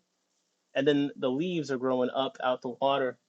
So I think it's more useful to have, like, some curved leaves at the top that give that, like, pocket that they can move around. Because the fry actually needs space to move around. It's not like they're non-corporeal. So I think with some of the floating plants, I thought they were, and they do help, but I just feel like this has been more reliable. And then the water sprite takes that and takes it to like 100. Mickens, I need to sleep, and typing suffers at 4 a.m. Types laying down sideways. Good night. You'll need sleep. Get some rest, man. Um, the water sprite kind of takes that though and does it both because it's got the leafage that has enough space for things to, and yeah, Sunny or Fry gets stuck when you pull it out unknowingly. Exactly. So it has the leafage that provides cover, but then that Fry can maneuver around, but then it also does do some rooting downwards. And again, I just drained this tank and moved it, so everything is kind of like not as open as it would be. But you get the idea of where it is cover, but maybe it's possible for cover to be too dense for things to effectively like jump in and out of it. Floating plants hate my water. Kind of wish they hated my water more, you know. Grass is greener. Grass is always greener. Shit, my computer about to die. Hold up. Be sure you fill out Pisto female or it might be too rough for her, so she can't get back to spawning moon. Will do. Will do. I need to get some white ones distributed. Um, I'm a little bit more limited now. Mick says night, everyone. Good night, Mick. So like, where is? I don't even know. What was I gonna go to next? Ugh, Swassertane. Yeah, that's why I like the Swassertane because it's kind of like the moss, where it's like clumpy, but just because of how it is, like there's way more space between that clumpiness, and it's a bit more structured. So I just think stuff can hide in it better than when things are too dense, you know? So I think there is a sweet spot of like density where it can actually be a little too dense for things to use it effectively in more scenarios. Yeah, yeah, that's what I'm going with. Yo, Kelson Vasquez said, I'm thinking of making dry fish food out of Dubai roaches and duckweed. Dots. Sounds like a fun idea. In fact, I made some fish food today out of dried black soldier fly larva and some other stuff, I guess. Ugh, I have some of it here. So I just made little cubes because I was going to crumble them anyway. But yeah, I did make a little fish food, a little soft pellet for myself, and I've been testing it out. But yeah, I don't know the nutrition of the Dubai roaches. Duckweed's supposed to be good nutritionally. there's some promising stuff on plant proteins and how they help the fish immune system and gut health and stuff. If you like look up a specific, you know, duckweed, I think they're using to feed fish. Duckweed and Azola, they're using to feed a few things. Like chickens, they're feeding chickens Azola and duckweed. It's apparently been kind of good. I'll be honest, it doesn't smell that as bad as it did earlier. I kind of want to eat it. Kind of smells like seafood. Not gonna lie. I kind of want to eat it. I'll say it. So far, I haven't tested on everything. So far, stuff likes it. I'll say the shrimp love it. The shrimp are like, you like it? I love it. Um, so I think it's a great idea. I think making fish foods is going to be basically my future because it just makes sense, you know. So if I get this black soldier fly larva thing going, and I don't mean make fish foods as in like make some fish foods and distribute them. I just mean for my own uses. It just seems like very cost effective if I can get it right. And as I've been kind of doing reading and messing around, it's not really that difficult. And people do it all the time because they go to, farmers, um, developing countries. Like some of the fish feed formulas and stuff are like open source, so you can really see exactly the ingredients, and not every single place has a fancy extruder or anything like that. So there's a lot of soft pellets. You make a dough, you bake it, you dry it out, you steam it, whatever. Um, so I do think I'll be free from commercial foods as far as just reducing the amount of waste in my fish room. So the duckweed into a fish food thing is definitely something that I hope you have success with because eventually I'll get there. I'm using chia seeds right now for some of my plant stuff, but that's also because they're a binder. So I thought, well, if I use the chia seeds as a binder, that's probably a little bit more healthy than whatever else I have lying around, honestly. So I don't know. We'll see. We will see. I'm not really an exact person, but as I mess around with making some foods, maybe I'll get a little bit more precise, and then I'll be able to be like, oh, I have this percentage, and I weigh this out, and you soak the food in the vitamins and minerals and fish oils, and you got a complete food, and it's perfect, you know. But I will say, I do think it gets more complicated when you're working with more varied fish because they all have different diets and stuff. But as far as making your own sinking pellet for like one of those really vegetable hungry fish, oh my gosh, bro, that would be easy, very easy. Um, I think that would be pretty easy. So I do think I got that in this bark, this fish bark, fish jerky, Nick's fish pellets. Yeah, I feel like I should try and feed something it. You put it in the tank and then nothing eats it, and it's just like, well, he was lying. But honestly, we should start picking some eggs by now, honestly. So maybe what we'll do is we'll go to the fish I'm about to get the eggs from. We tried to feed the fish Nick's fish pellet in my pellet. No. Um, I'll tell you, I want to be feeding the mealworms again because I just have so many of them, and it'd be so nice to have this. But I need to get another terrarium to transfer the adult black soldier flies into. If you want a money source, I know you could. What do you mean a money source? Like someone that's just gonna give me money? Because I need that. Give me the money. But I'd love to feed the mealworms, but the black soldier flies are in there going crazy. I have no way to transfer them yet. I'm gonna get that done this weekend because I want to feed money for food production or someone to give money to give me food for production. You know what? I'm gonna stop thinking. The point of what I was just saying is it's kind of hard to open this right now without letting loose like 50 flies in my room, and I don't feel like doing that. So over the weekend, I'll be finding a way to move them, and I they might need more room to fly. I think the real issue is, well, they could be laying eggs. I can't see because the thing fell down. And I can't open it and fix it. But you want to suspend the egg trap. Florina, she got money and interested in the hobby. Yo, Florina, if you're trying to collab, hit me up.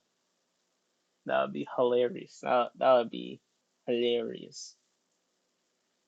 Um, you know what?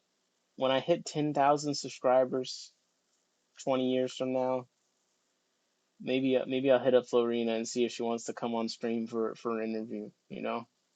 Maybe then I'll have enough potential customers for her in my chat that she would even give it a second thought, and not even offer, hey, you can put your Amazon affiliate links for the kitchen cabinet handles in the chat if you want. Maybe that'll sweeten the deal a little bit.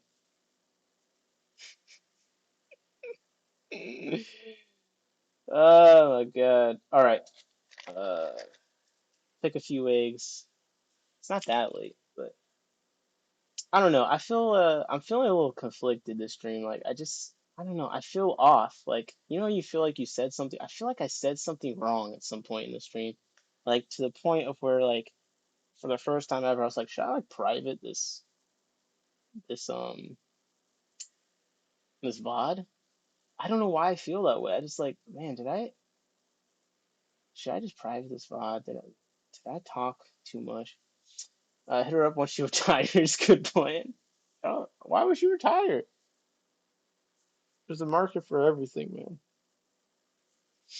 Let's do the P82 eggs, though. That being said, let's see if the P82s will eat this food. Freaky Friday. Yes, freaky is definitely the right word. It's definitely the right word. All right. Um, pretty much all the tanks on the bottom here are all tanks that need rehabilitation. You guys know I've been talking about rehabilitating a bunch of tanks around here. I would include these ones on the list. Just beautifying them to my standards, but they can support life, right? But I want them to bring me more joy. But that being said, we have the bark. Let's see if this works. You did say you got 6 half beaks when you only got 4 out of 8 orders. Yes. Well, I ordered 8. They sent 6. 4 survived initially, and then 1 died.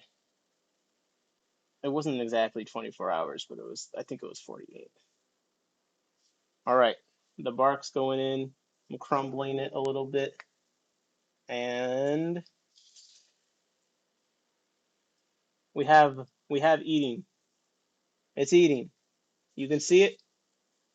I'm not faking it. It's at least edible. Some of it is kind of floating. Some of it's sinking. That pretty much lines up with my expectations. I got a lot of floating going on right now. And this guy is biting the stuff that's falling. I don't see the females. Where are the females at? Okay, they're in the back. There's that old crooked one inching their way. But I guess he's kind of just dominating the space right now. He's waiting. Oh, there he goes. He's waiting for it to fall. I don't know why. He only wants to eat it when it falls. I don't know why, but I'm really investing in those half beaks. I hope they refuse to breed with that dirty fatherfish half beak. What the hell? Bro, what are you on? No, you ordered 10. They sent 8, got 4. I'll die on this hill. Oh, no, you're right. You're right. I did definitely order 10. I definitely did order 10. You're totally right. All right. let's do another piece of the fish bark, and let me use my phone camera so we can see. Let me use my phone camera so we can see if it's really edible, if I'm really just faking it, you know. Now, them eating it is one thing. It actually being good for them is a whole other discussion. But that's not the stream. All right, all right. Here we go. This is the where's my camera? Where's my camera? Bark, barkin, crumble, crumble. Look at the cinema. All right. Does he go? He's not eating it. He's not. Oh, he had something in his mouth. Never mind. Scandal averted. Let's see. Got some floating pieces. Please eat it. Please. Okay, you're trying. You're trying. You're not excited enough. Oh, it fell. You gave up. It's not. You knocked that one down and gave up. It's not looking good. Oh. The wait. This whole time there was fish below eating that I could have been filming to make my food look better. All right. All right. The Akara are going crazy. They're going crazy. They're chasing each other for the food. It's a craze. It's a craze. They can't stop talking about the fish bark. Oh, the chomping at the top. Oh, the splash. It's going in. It's going crazy. They're going feral for it. Jesus, how much did you eat? Okay, fishing on a diet. Okay, I, a car will definitely eat it. Yeah, the electric car are going crazy. Can we get the fish on the big picture? You know what? For you, sure, sure, sure. They're eating it though. Even the crooked females are eating it. Now they're not. I need you to get the last floating piece. That's kind of what this piece in the like. Stop chasing people and just like I just want this last piece, please. If you could stop chasing, expose easy flow. Easy flow tubes are useful as fish hides. I actually did start just throwing them in the tank into tanks as like tubes and stuff. I'm not gonna lie. This tank is one of those ones that had like a billion floating plants, so it's like it's got so much mold, it's unbelievable. I've been working on fixing it. All right, so I mean, I'm satisfied that they're eating it. It's just that this last piece is kind of like bothering me. Like, okay, I don't want the oh they fly oh there we go. Now that's the problem. It's like as soon as they start looking like they want to eat it, he chases them off. They're eating it. I'm getting my shot. I'm getting my propaganda. Like, look at me. I made a fish food that they at least put in their mouth. Now we'll kill them later. That's yet to be determined. But enough of that. I'm pulling this mop out. And if we want to see the fish, what's the word? If you want to see the fish eating, we're gonna have to pick eggs from another fish because now it's time to get some eggs going. Ugh.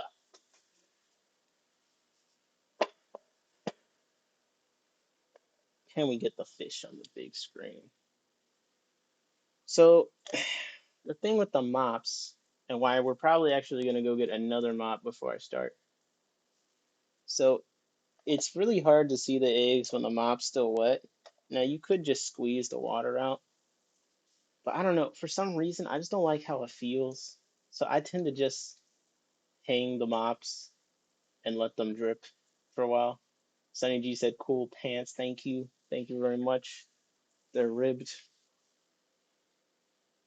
No comment. So yeah, I kind of like to let them drip for a bit just to do some of the work of squeezing out the water for me because I just don't like how it feels.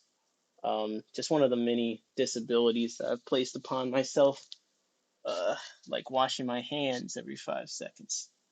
But that being said, it gives me a chance to go grab another mop. So these guys in the stir-by, we've seen them running around. And like, let's totally ruin the mood. It looks like they're gonna lay some eggs in here. Like, let me just like ignore that fact and just take the mop and like, good luck. Let's just take this mop. Yeah, yep. And we'll look at that one too. And by the time I set that one up dripping, the other one will have made enough progress to where we can start picking some eggs and maybe see them. I also have a fan right here, so that should help. So, P82s.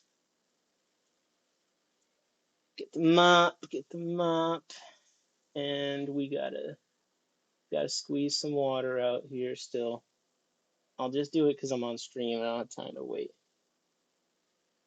For killifish at least, and the cories, like good eggs should not be bothered by a little squeezing. Some of the like the procatopus, like their eggs are designed to be like shoved in between rocks and cracks and wood and stuff like that. So if a little squeeze damaged them, there would be a big there'd be a big problem for the survival of that species. They're gone. And I forgot to mention, I've been trying out this cheaper. I lost my more expensive headlamp, which is superior in every way, and I recommend that one as well. But I could not wait to find it, so I bought the most popular one amongst ultralighters, those people that try and hike with as little weight as possible. So this is like the headlamp that I saw the most recommended by those folks, and I was like, that'll probably be nice for egg picking because I don't need it to be that bright. I just need it to be light and bright because really picking eggs is like probably a waste of time. Like I should just move the mop into a new tank or something. That takes a lot of space and you can't watch it, but anything that makes it faster to me is worth it. So the headlamp, it speeds things up a lot. In my opinion, speeds things up a lot. So P82 eggs. Put your guesses in. I picked eggs yesterday during the judging for the Keystone Clash boot camp. So put your guesses how many eggs you think I'll find, and let's just say we're gonna just pick for a little bit. I literally just dropped an egg on the floor. It's crazy. Ah, hey, the first egg right there. People clown on headlamps, but they're so useful. Yeah, I wear the headlamp every day. William says 21. Sunny G says 10. I'm not gonna lie, 10 is probably gonna be closer, but I've been feeding them better, and part of why I moved them here where I could see them better, I've been fixing stuff up, is so I can feed them better, condition them better, have just, take care of them better, so I can get more eggs. I also got rid of a bunch of the snails, so I'm trying to see. Yeah, you can see, just so you can see the egg size of different things as we go on. I'll just hold it right here, right on my finger. That's gonna be the P82 Fundulopanchex Gardneri egg, and I'm gonna adjust some things here on the sizing real quick. So give me a second. The headlamp does make you look ridiculous. There's no way around it. Next secret food got him in the mood. That's if it was secret, I want to show. I have secret foods. It's the ones that kill the fish. No, I'm joking. All right, there we go. So yeah, egg right there next to my hangnail. Okay, now I'm not going to show every single egg. We're going. We have two. Get your guesses in now. We have a guess of 21. We have a guess of 10.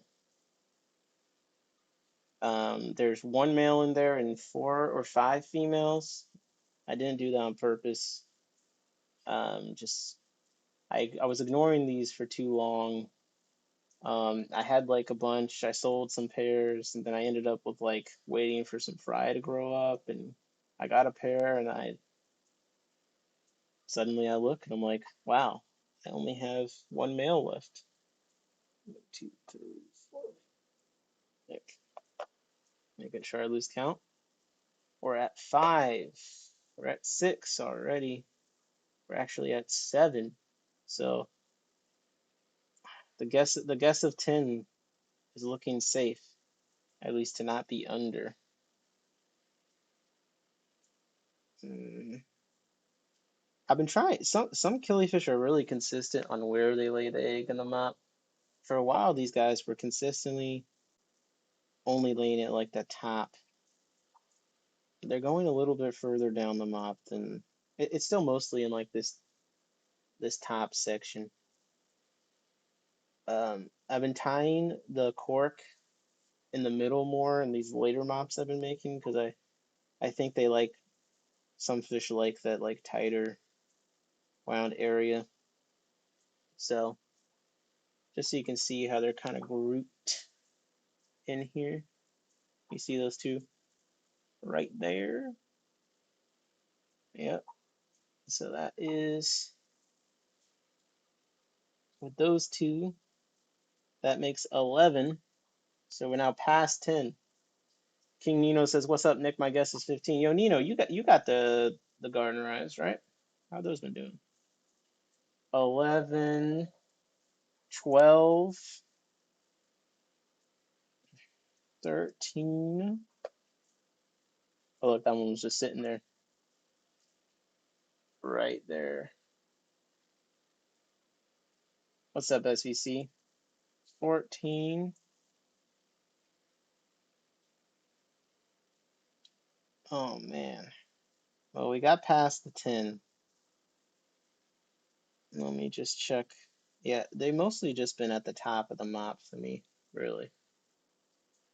So, man, I constructed this thing horrendously. I'm not gonna lie. Okay, we're at 14, and I'm trying with my philosophy with the mops. I'm not really trying to be picking eggs for that long because, like, some people they only pick eggs like once a week or something. I've been liking picking them more often because it's just relaxing, and also I've been streaming, so it gives me something to do on stream as I'm talking, and it's productive. But you don't necessarily want to be like I'm at 14, and those were all easy to find. So I sit here for another 10 minutes just to find one more. Like it's not really worth the time. So I'm calling it at 14. 14 of the Fundle of Pancheks Gardner the P82s. Putting that mop back in. And I got about 11 yesterday. And I think I'll be getting more eggs as I keep doing better at conditioning them and eliminating snails. Oh, well, let me put it against a darker background. We might actually see some eggs, but it's harder with the phone camera. But you're just gonna have to take my word for it. 14. Ugh. Would have hit 21 if you kept counting. No, I wasn't hitting no 21. Unfortunately, I'm pretty confident. I'm pretty confident of that much. Pretty confident of that much. I need a clean container with some clean water. Technically, I should put those eggs in clean water. I'll probably turkey baster them up later. I've been using these little square containers I got a pack of because I thought they'd be good for small little isopod starter things at swaps or springtails because I got the ventilation and stuff. But honestly, they've been really nice for getting my isopod orders ready because they're very clear. Um, and yeah, they've just been good picking eggs. So I've been using them for that. And this is for the Rivolus and the stir by, and I just spilled water all over my laptop by flinging that mop around. This is Stir-By and Rivolus mop, and I picked this one yesterday also. So we'll do a combined count. Yeah, I reuse some containers and stuff too, of course. Of course. You got to. Um, but like you can buy the soup containers. I use a lot of those too.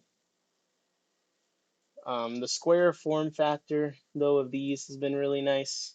A lot of the containers and stuff are more circular. And bro, I put this thing on so jacked up. I was like, why is this so twisted? Anyways, we'll do a combined egg count. We won't separate. But if you want to guess how many stir-by and how many riverless, I'll do my best to tell the difference between the two eggs. But you should be able to tell if you remember how big the last ones were. I'll pull an egg so you can do a comparison and see how much bigger these are.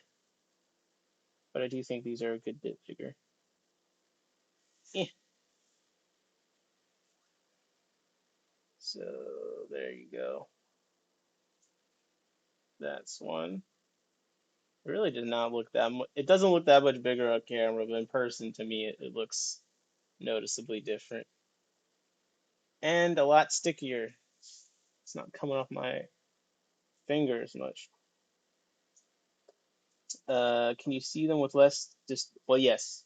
So that's one thing. The square containers is less distortion than the rounded ones. These ones, the plastic also just seem to be clear, but that is a big thing. Like square containers, it's going to be easier to see stuff. So this is just so you can see the eggs as they appear in here. Yeah, so hard to. There you go. That's one right there. All right. Put your guesses in. This is the stir-by and riverless. We'll do a combined count. I picked yesterday, so I'm not expecting a crazy amount. And I think it's been riverless eggs so far. I think those are two of the riverless eggs, which I'm excited by. I believe because they're not quite as sticky. The Cory eggs, like, they're very sticky. Like these, you can see how it like you see how like it's standing off my thumb. Um, it's not really sticking to my finger that much. The Cory eggs, like it would have transferred to my other fi Oh, I just freaking dropped the egg. That wouldn't happen with the stir-by eggs. They're way too sticky. You could play ping pong with these though, which lets me know it's the riverless eggs. They're kind of like the Procatopus eggs. Okay, William says 13, SVC says 11, and William even gave he said an 8-5 split. Which one's the 8 and which one's the 5? I'm not responsible if I get any guesses on which eggs are which wrong. We're at 5, so choose the 5. I'm seeing some snail eggs in here. Uh, feed those to feed if you have terrestrial isopods, they'll eat snail eggs. Small fish like Elosoma gilberti, they eat snail eggs, and scarlet batis, I think, eats some snail eggs. All right, guys, we're getting more eggs than I expected because I picked eggs yesterday, but it was mostly stir-bys too. I got 2. Oh, one more. We're at 8. 8 Cory. Well, if I'm right at identifying the eggs, I don't think I've got any stir-by eggs. And if it's just riverless, I can't imagine more snail eggs I can remove for the isopods, the terrestrial ones. Yeah, snail eggs are gross. It's just gelatinous. That's the snail eggs right there. Just a glob. It's another glob. Hopefully it's not too hard to pull them off. Maybe, yo, being a snail breeder and using a mop to get snail eggs would be like intentionally would be so insane. There's someone out there that does, some people love snails. I think snails are cool. Of course, now I'm trying to kill every snail I can, because they're eating my fish eggs. But, snails are cool, but some people, like, that's the only aquarium inhabitant they need. And I could totally see someone super into snails that just like actually mop spawn snails. I like because some people do that with the mystery snail clutches. They like remove the clutches and hatch. I'm not doing that shit, bro. They hatch out from the top of the lid just fine. I definitely don't need any more. I don't need to maximize my mystery snail survival. That is not necessary for me. Okay, we're at 9 eggs. Nino, looks like you might have it. I don't want to spend too much time looking for eggs. I'm gonna do one more pass. One more pass. There were some deep in the top of the mop, but King Nino got this one at 9. That's exciting. Look, the Rivulus are really cool. I don't really know how uncommon that one is, but I mean they're new to me. So, in the past, I've definitely done a lot of buying fish, trying to breed them, overcommitting, and the killifish especially.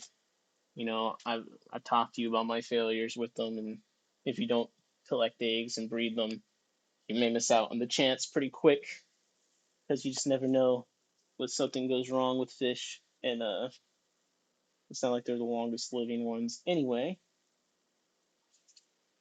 So these are fish I recently acquired, and it's like I've been on top of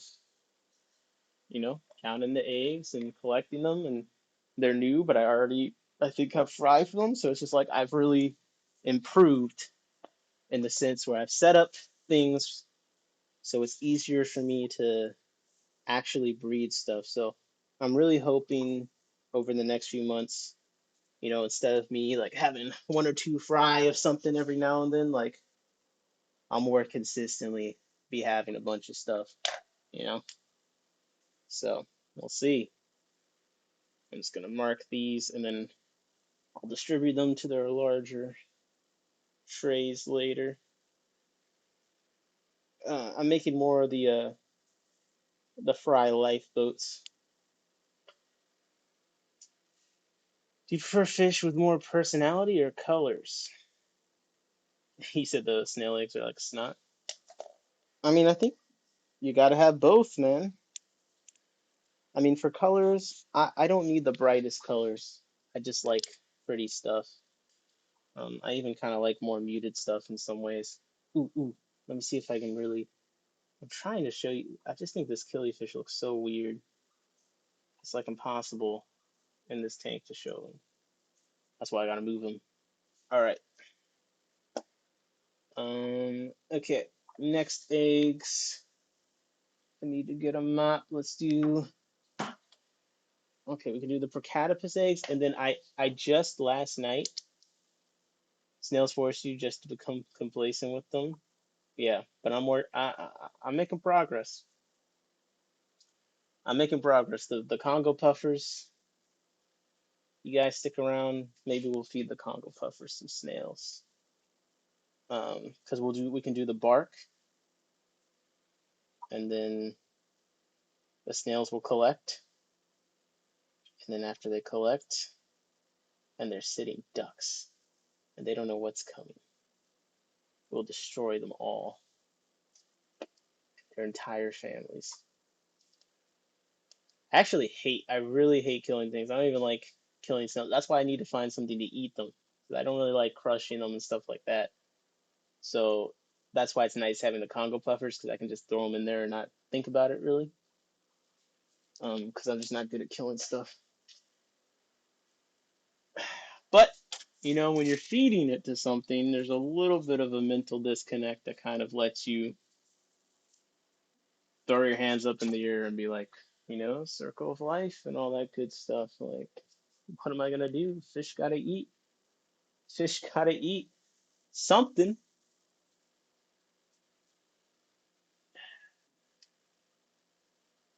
Ugh. Ooh, ooh. There's one mop that could be. Well, we'll see. We'll see. Now the Brachytopus, there's a bit of a snail problem poking up in there, and then I need to move the female Episto out of there because now she's not taking care of the fry. I need to get another male Cockatoides. Somehow prevent this one from getting. I honestly need a different female. I think she's just a man eater. Literally. But that happened when I was out of town, so maybe if I was here, I could have prevented that, and that's the real reason that went wrong. But it was a 40 breeder that has a lot of covers. I really don't know. I still don't really understand how that happened. Don't throw a snail against the wall. The rainbow shiners love crushed snails. Ooh. Oh, you did end up getting the shiners too. So wait, Nino, how many of the fish out of the list did we send you $50? I think so. We were doing a stream a long time ago, and I think it was the $100 order stream. And I think well, I did, but as a stream, we gifted someone, and everyone put the fish that they would buy with the money, and we sent them some money to buy fish. And Nino's been working on acquiring the fish for that money. Oh, it was 100. Man, where'd all my money go? Oh, that's awesome. No, I'm just happy. I love when people are breeding fish. So I was like, hey man, we're in this together. So I believe one of the fish was the Gardner Eye, and I think you've been breeding those. So that's a success. If it dries, hard to get off. If what dries, it's hard to get off. I totally was not paying attention. All right, there might not be anything on this because I just put it in and it's looking that way. So I'm not even gonna waste my time. Yeah, I'm not gonna waste my time on this one. We're gonna go straight to the Procatopus. Straight to the Procatopus. Get your guesses in for the Procatopus egg count. Okay, I got Gardner Eye and Rainbow still getting the Immaculata. So how's breeding those been going for you? What challenges have you faced? And again, these are the Procatopus eggs we're getting into, so get your guesses. Yo, William said 7. I mean, like I said, there's been a bit of a snail issue, and then the female pistol's been eating eggs, so and one of my mops failed. See, I got a snail off of there just now. Um, so it actually could be pretty bad. It actually could be pretty bad. It's just I've been feeding the tank super heavily, and then whatever was controlling the snail population before stopped. I don't know what's going on with that situation. But the main thing with the Procatopus eggs too is I had 2 mops in there, which I think was big for getting more eggs because they also do lay eggs like random places in the tank too. Like we get stuff in the mops, but the Procatopus really be laying eggs everywhere. So I think I need to redo the tank to remove some of those other spots that they're laying eggs. I suspect it's the hair algae that's been competing with the mops a bit too much. That egg was really in deep there, and that you can tell it was in deep there because it's pretty developed. Eh, yeah, we gotta see with the phone camera today, but this one's eyed up. I get fried from the garden right every day. Let's go! Sunny G said 1.5, 20. Yeah, you guys are a little too optimistic. I'm sorry. 1.5 might not be that far from the truth. I'm not gonna lie. It's been pretty bad. I think the Episto's eating them all. Because before she was taking care of her fry. Now that she's not taking care of her fries, she's kind of wandering around and she just waits for them to lay the eggs and eats them. So I'm not gonna lie. Going by my rules of I don't really want to waste time looking for eggs one at a time, I've picked now one egg and I'm not feeling like it's looking that promising. Also, judging by how many snails I'm picking off of here, so I'm gonna have to do a round of desnailing. But yeah, that's one egg. Oh, you guys. I'm sorry, William. I'm sorry. That's gotta hurt, though. That has gotta hurt. Well, at least the one egg we got is like probably gonna turn into a fish or something. But does that help your numbers? No. So let's do some speculative. I've been testing out some mop stuff. I got fry, but back to Nino real quick. That's really cool that you've been getting fry every day from the P82s. Let's go. Our stream sponsored the creation of more fish. We need a tank full of P82 video from you eventually. I got wood glue all over my floor. All right. So I want to. I've been meaning to do this thing. So we're gonna check this mop, but I'm also gonna check a bunch of Wassertang, and it really isn't that effect. Like it's gonna be a lot of effort to pull out moss and then check it, but I'm trying to figure out where a couple of fish prefer to lay eggs. So like, you know, I put a few different things in there.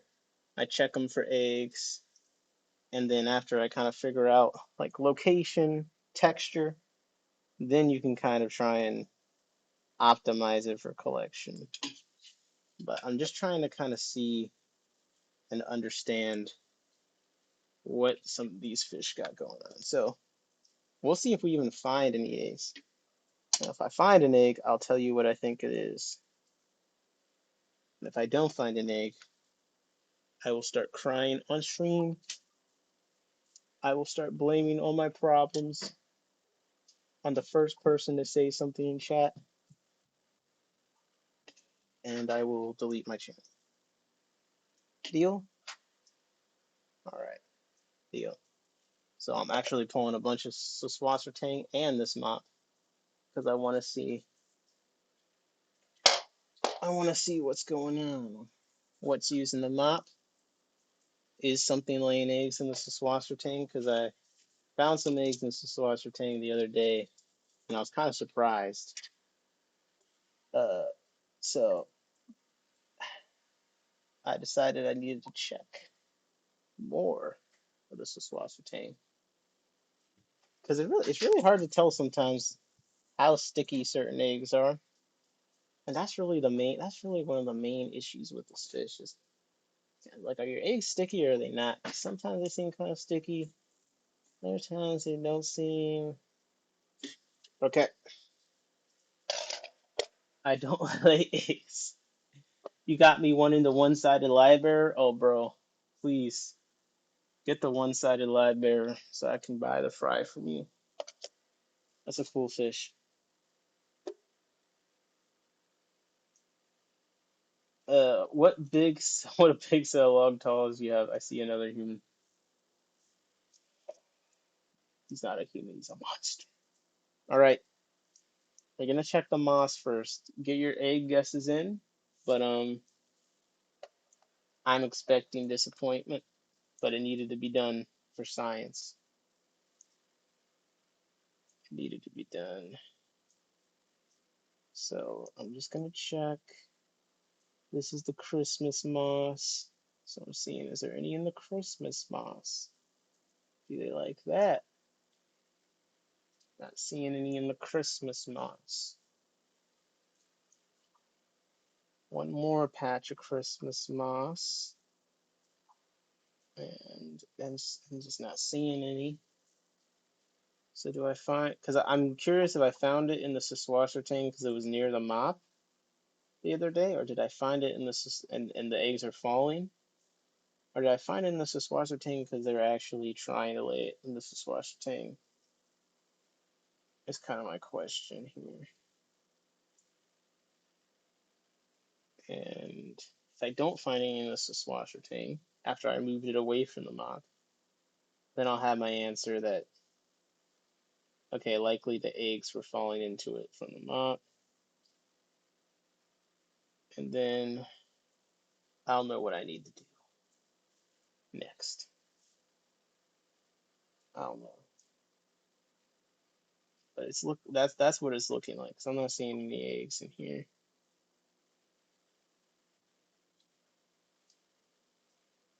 Man, oh man. Well, this makes me hope that there's some in the mop, and maybe I fixed it. Maybe I solved the problem, and now I'll be able to find some eggs.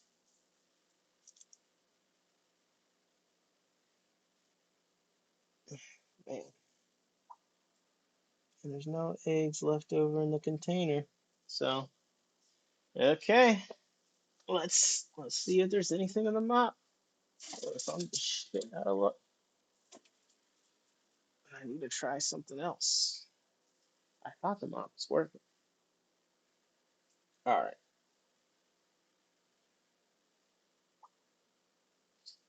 So another problem is these eggs have been very delicate in the past. So, but it's not looking good. It's not looking good. It's nothing. All right. Well, I did just move that tank, so maybe they're upset. But okay. At the very least, it doesn't seem like they like the Swiswasser tank that much. So that eliminates that. Zero. I sucked eggs out of the first fish pond in Swiswasser Tang, or however you spell it. Yeah, I think that's one solid thing to do with it. That's one solid thing. Vacuuming under. I know some people had some success vacuuming under it for some barbs, some egg scatterers. Okay, okay, okay. Yeah, excuse me, excuse me. Whew. Okay, that's pretty good. I'm trying to think. All the other mops that kind of I picked recently, and they're not as prolific fish. There's some other stuff I haven't looked at on stream yet. There's some other fish stuff going on, but can't do everything in one stream. I'm kind of thinking we at least have to try the fish park on some more fish. Yes, Ada, I see you. I see you, Ada. Everyone sees you, in fact. You're covering the whole camera. Ugh. Ada, the cat is in the building. Ada, where'd you go? She's slinking around. Oh my goodness. She's saying hi. And she's sniffing everything. Sniff, sniff, sniff. Yes. Ada's telling me that she wants to hang out because usually this is when we go to bed around now. Isn't that right, Ada? She's saying, isn't it time for us to have our hangout? Yes, almost time. It's almost time, Ada. Ada,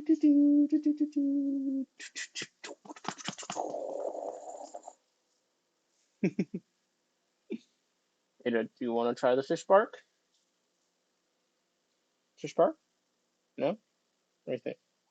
Nope. That was a pretty quick rejection. I'm feeling a little tired.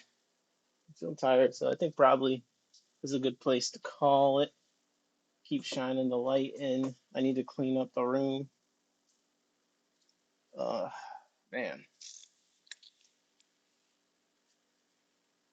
who did anyone here watch the stream from the beginning? What am I remembering? What is fish park? I've experimented with making a fish food today. I don't really talk about it too much. We tried it with the gardener. They did eat it. I've been trying with some other stuff. But I do need to clean up because I moved so much stuff and you can see there's stuff all over the floor. Yes, Ada, I see you, bro. She's going crazy. Yes, Ada, I see. I see. Yes, I see. Oh my gosh. Um, but like I'm trying to. I feel like I don't know. I feel so off. I feel like I said something during the stream I can't remember that I just regret saying. I can't remember what it is. So I'm debating just privating this replay until I watch it. I don't really know why. I feel like I just get on here and say stuff all the time, so I don't know why I would even feel that way. Because when have I ever cared about being careful about what I say? So maybe I'm overthinking it. I'm probably That's why I asked if anyone's watched the whole time because you can tell me if I'm tripping or not. Ada, what do you think? I know you could hear with those big ears. Yeah, I know. I know. I did get some fish eggs though. I'm excited about the riverless. It's gonna be good. Anxiety be like, I don't think I heard anything crazy. Okay. Well, if you don't think I was going crazy or hating too hard, then okay. Fuck it. Always the whole time being saying nothing bad in my opinion. Okay.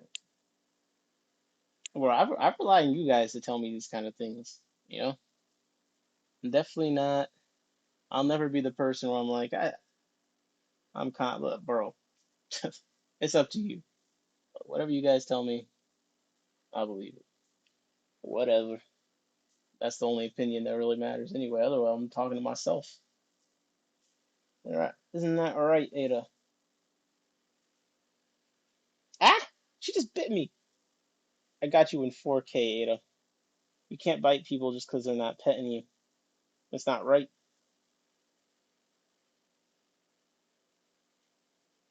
Talk about sponge filters and when the fish room update. Yeah. I didn't show up till later in stream. You've done well, Nick. Okay. Well, I was hating on the sponge filters heavy. Sometimes when I be hating, it's not the fact that I'm hating. It's just I need to expand. It's just I don't watch that much. I only talk about the things I'm watching. You know. Well, so if I'm being critical, it's just a few things that I watch. Like, what do I need to pull up Luke's Goldies just to spread my variety around? It's like I'm not gonna talk about people I don't care about. I'll go hunting around. I just talk about what comes up in my day, and it just so happens that I've been trying to make this easy flow kit work, and it's been killing me, absolutely killing me. All right, William says I can't think of anything. All right, then I'm good. Then I'm good. The flow kits are bad. I don't mind being a hater, but I don't want to hate on the same company every time. It's just I don't buy Hydra products regularly. I don't buy top fin products. I can only talk about the things that I buy. I'm not going out of my way to buy too much. I think everyone has had sponge hate. Longer in the hobby, the more you realize no one keeps tanks the same way, and everyone's highly biased no matter what. Flow kits work. Uh, doesn't make them apex of filtration. Yeah, that's the thing. I don't. They don't. They don't fit. Uh, goodness. I need to get a 20-gallon high. You know the filters that I do like. William said you hate them because you use them. Easier to hate when you've seen their issues. Okay. Well, as long as that's obvious to see. I do own way too many of them. That's my caveat. You do know a sleeper filter that I'm trying to figure out if it makes sense. I have two of them, and what is the company's name? It's not an American. Sarah. I'll print you shorter flow nozzles for them if they don't fit. I appreciate you. Well, good thing about the 3D printing, because that's a rabbit hole I haven't fully gone down. I've been doing it a little bit for these rails, for the lids, because just being able to push the lid back is just, I think it's the best. It really is the best. And then you can attach the light to it like easily and go back and forth. I haven't really printed or done the riser thing. I don't the lights shine in my eyes, and I haven't wanted to put up the barriers because I'm still setting up the room so much that it would just be in the way. But also I don't like how they look. So as a 2 minute model to make, and I'm bad at modeling. Oh, sponge filters. Have you seen what Docker uses for real? Gets it from Home Depot. I'm not, but I do. I have a nice little rail set SBC design, and I printed some. He printed a bunch for me. I got to get through and get to my little business, screwing them in, installing them. It's just been like a piece by piece thing. And then I got to get rid of all these glass lids. How could I ever find anyone that wants these glass lids? I had to take them to the landfill. Oh, but these are the sleeper filters. They haven't really. I'm still trying to figure out. So they're the Sarah filters, and they have a corner shape to them, so you can see. Why do I still have my phone camera on when it's all the way like you just are seeing my messy life basically?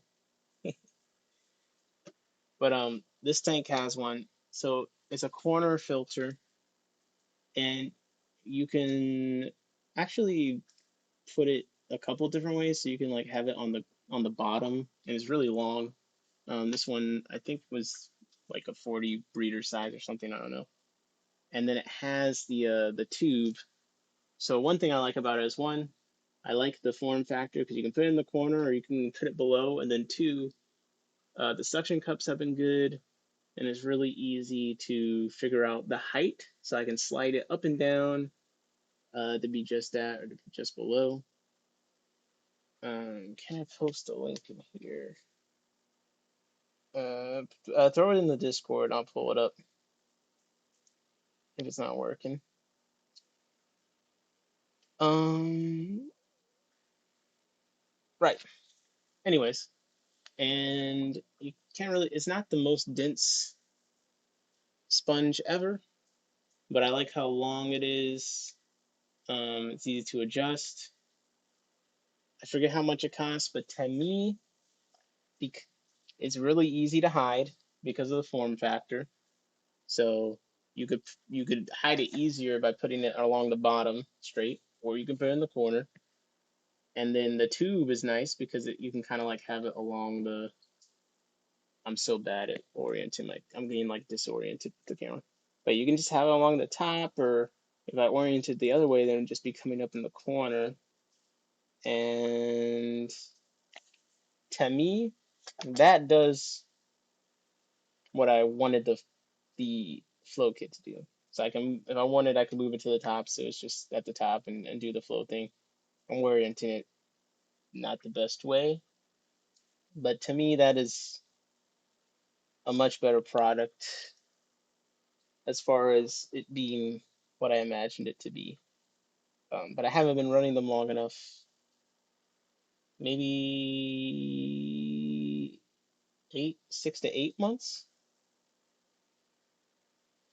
I haven't been running them long enough to where I could say about like how often they clog or like the air pressure demands or whatnot. But I can say that this is the most promising sponge filter type thing. The only bad thing is that they are expensive. Sunny G said I like Sarah filters. They look work good. Um, okay, I'm gonna pull that up. You threw it in the disc. Wait, where'd you throw it in the Discord?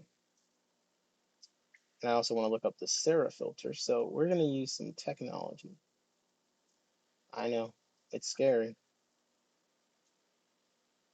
We're back on Aquabid for a moment.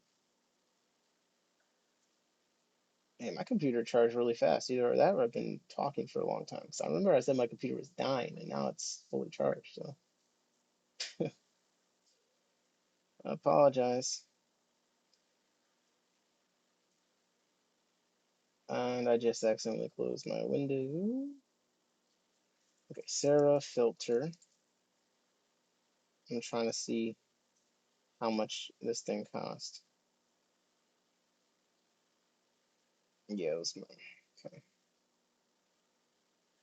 Oh, it's actually not that bad. So Sarah's an interesting company. Their stuff does these filters don't sell very well, so they are on sale quite often in like the Petco's and stuff. But actually, this is rated for 60 liter. It's 14.99, $15. Um, you can take it apart there. One second, making myself smaller. You can take it apart like here. I haven't had them clog yet. I like, and here's another thing. So the collars, and okay, another thing that annoys me is like, and this is why it brings so much criticism. They always act like they invented this shit. This air collar stuff is like an old concept, you know? And actually, some of the older ones from I've been testing, they do it better, you know? And one of the things that's better on a lot of them, if you look at these older ones, is they have these long straws, so you can do the airline like at the top, you know, as opposed to with the co-op one, it attaches all the way at the bottom. You know, is small things like that, or stuff like with the magic feed. You know, you get mad and you can compare it to golden pearls, but they actually are pretty much the same thing. Sarah has an air-driven gravel cleaner. Oh, that's cool. Have you tried sponges that media compartments are intriguing? Because yeah, so media compartments, they have box filters, which are, you know, once you get into sponge filters with media compartments, you get into the box filter range. But actually, so these massive, oh, I don't have them, the lights off, but these massive fine sponge filters that I think are in the thumbnail of this video, they have a center column and they came with the ceramic balls to put in there. And I think stuff like that is really interesting. You can technically do that with a lot of sponge filters. They have like a little bit of space. You can stuff stuff in there. But would the airline being lower provide better suction versus higher up? No. If anything, you'd want it to be higher. Well, if it's connected, I don't think it's really making a difference. But it's more just a maintenance thing. Um, because if the tube, for me, if the tubing comes off or something like that, maybe I have to just get my finger wet instead of my whole arm. You know what I mean? But anyways, Sarah is an interesting company. I think that they're like based across the pond or something because I don't see their stuff all the time. But like their products, I like a lot. You know, like their shit seems good when I've used it. Let's look at their technical products for freshwater aquariums. Let's look at their filters. Uh, German. There we go. You know the Germans make good stuff. ShamWow reference. Let's go, baby. All right. Do they have stuff on Amazon? Because they're gonna do that thing where like I have to click in for the price for everything. No, they're not gonna have a lot because they're German based. All right. Well, Let's look at it. So I see a lot of corner filtration. I have some of this pre-filter stuff that I've gotten at different auctions and no one ever wants because I guess there's not a brand people want, but I love these filters. So Petco has them. They're constantly on sale. Um, let's see, 60 liters of 15-gallon, $15. I mean, it's a little expensive. It's not that much more expensive than the co-op sponge. I think the form factor I like better, and I think the flow thing on it works better. And it's not like the double filters, those ones, those clog constantly. So far, these have been solid for me, and they're really nice. And if I actually set them up, you would probably like, never see them, and then the flow would be perfectly at the top, and everyone lived happily ever after. And because of the suction cups, you can kind of move it up, and the suction cups on them have been working well. German, they've been doing it longer than us, yeah. So honestly, I think some of these German companies and stuff, like I think they should start ripping off some of these companies. Uh, because I thought Sarah, I was getting confused with Ceche, and I feel like Ceche, I've not liked the stuff of theirs that I've seen. But the Sarah stuff I've liked. I've not seen it. This I have one of these I got from auction for like $1. I'm gonna have to set that up. It's my canister. But I guess that's the main filter that they have because I'm not seeing. This is the only page, so I guess we'll go to all products. They have a Sarah Scaper Cube light. Oh, they got lights? Oh man, this looks like some fun stuff. Oh, they got tanks? Man, I need to go to Germany. Now this is where it's at. Yo, Ada is a nut. Look at this. Bro, really? She's like, dog, when are we going to bed? When are you gonna stop moving so I can sit on you? Ooh, we got nets in fine and nets in coarse. Ooh, I like that. Yeah, you can just kind of tell sometimes from the vibe of a company. I immediately vibe with them. They're not being trying to be too flashy or anything. It just looks like they have stuff that works. So I want to try more of their products. I have like three Sarah shirts. So like Sarah, send me some products that don't suck. Because if they do suck, I'm gonna have to get on here and I'm gonna have to tell the truth. But so far, one filter in, I'm a fan. I'm trying to find this air powered gravel cleaner. Sarah air powered gravel cleaner. I have Sarah products and they've all been good. This thing looks nuts. Sarah vacuum for aquarium. It looks like a fucking UFO. Like it looks like you're abducting a fish. What in the world? What in the world?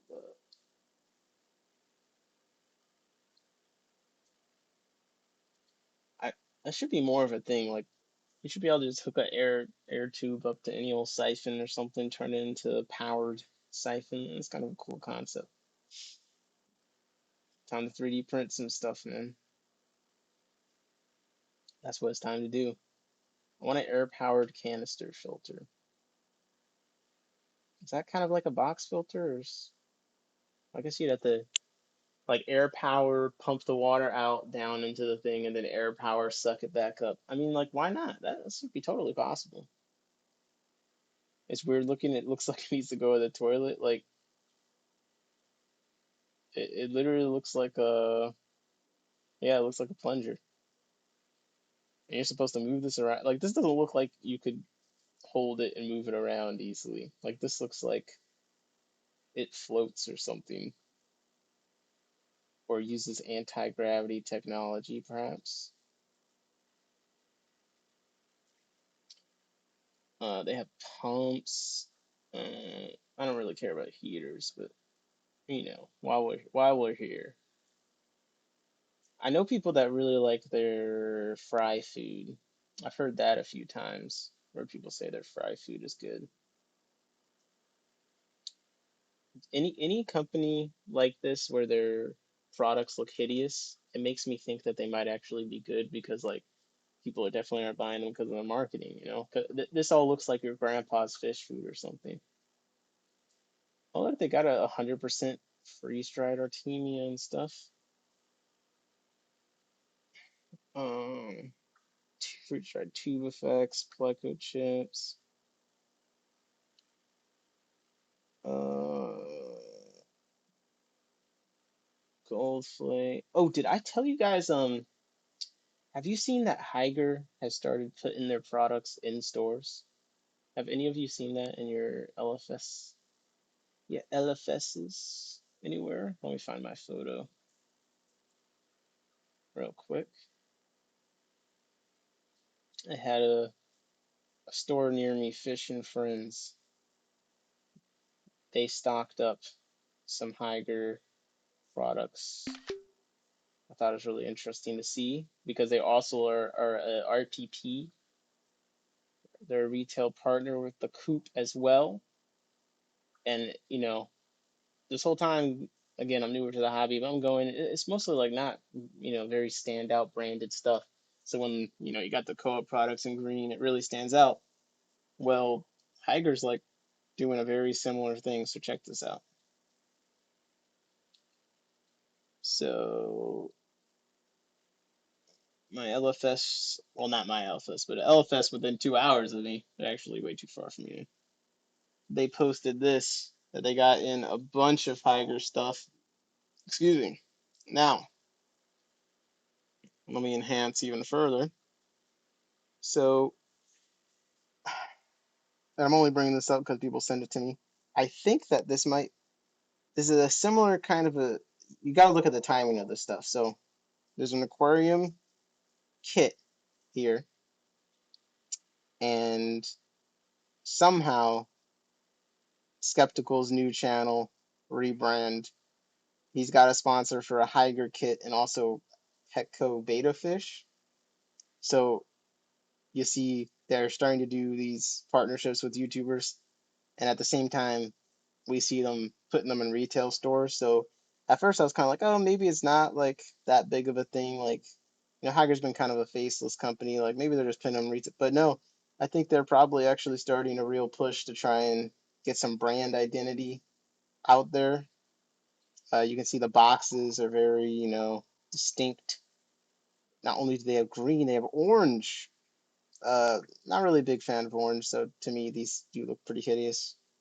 But let's look at what the products themselves are, and we'll pull them up on the interweb just to see what the pricing is on Amazon or something like that.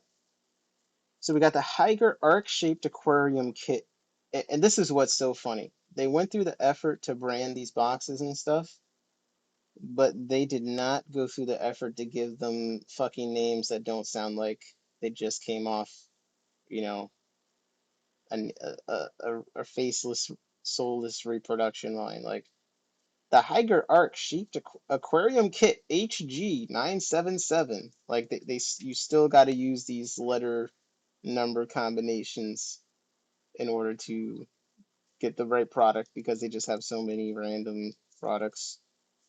So let's see, HG977, not to be confused with a 978.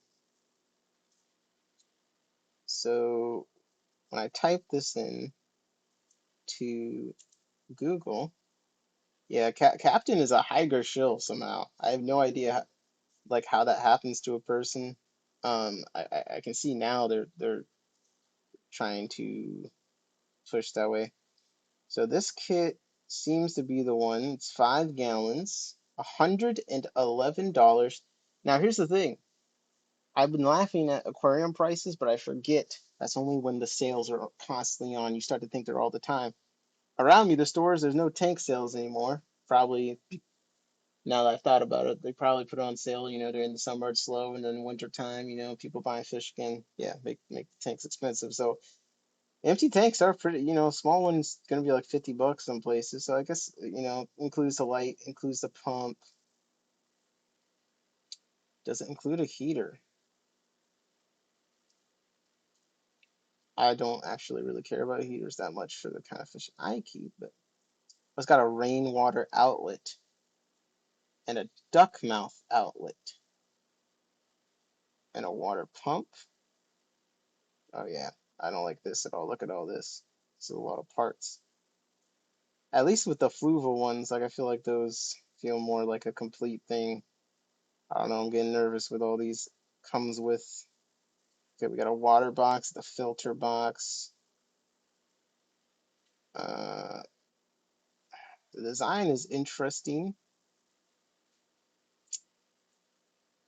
I think it's kind of pretty ugly, but I could see, kind of has a nostalgia factor to it. Like it kind of looks like what a modern looking building might look like in an old cartoon or something. Sounds like internal product names. That's what I'm saying. Like you go through the effort to do these boxes and stuff, and then you don't even just give the tank a recognizable name. Like what is Higer 5 gallon arc shaped aquarium kit? Really? This is the best that we can do. Okay. Okay, so that's one. That's $111 online. Well, let's see what else we got here. Because I think it also is interesting, like what they're,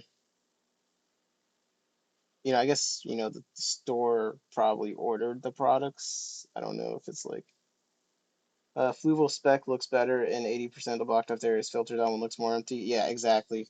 Because I had a Fluval spec that I actually took apart and just made empty to keep terrestrial isopods in. Uh, and it was a lot more efficient with the space. This just seems like, I don't know, it just seems like a lot. So we have three different cleaners. So I guess people out here are really like believing in vacuuming all the time because this is a lot of investment in vacuums. Higer Master Vacuum Cleaner.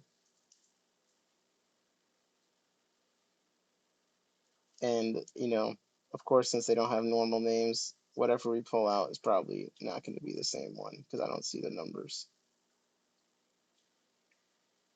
Uh, yeah, this doesn't even look like the same one that I just pulled up. Okay, let's try let's try the one on the bottom, the Higer Auto Aquarium Gravel Cleaner HG966. So the top box, it looks like the numbers are just too small for me to see from the level of zoom that I have right now. But this one is okay. This is basically a Python.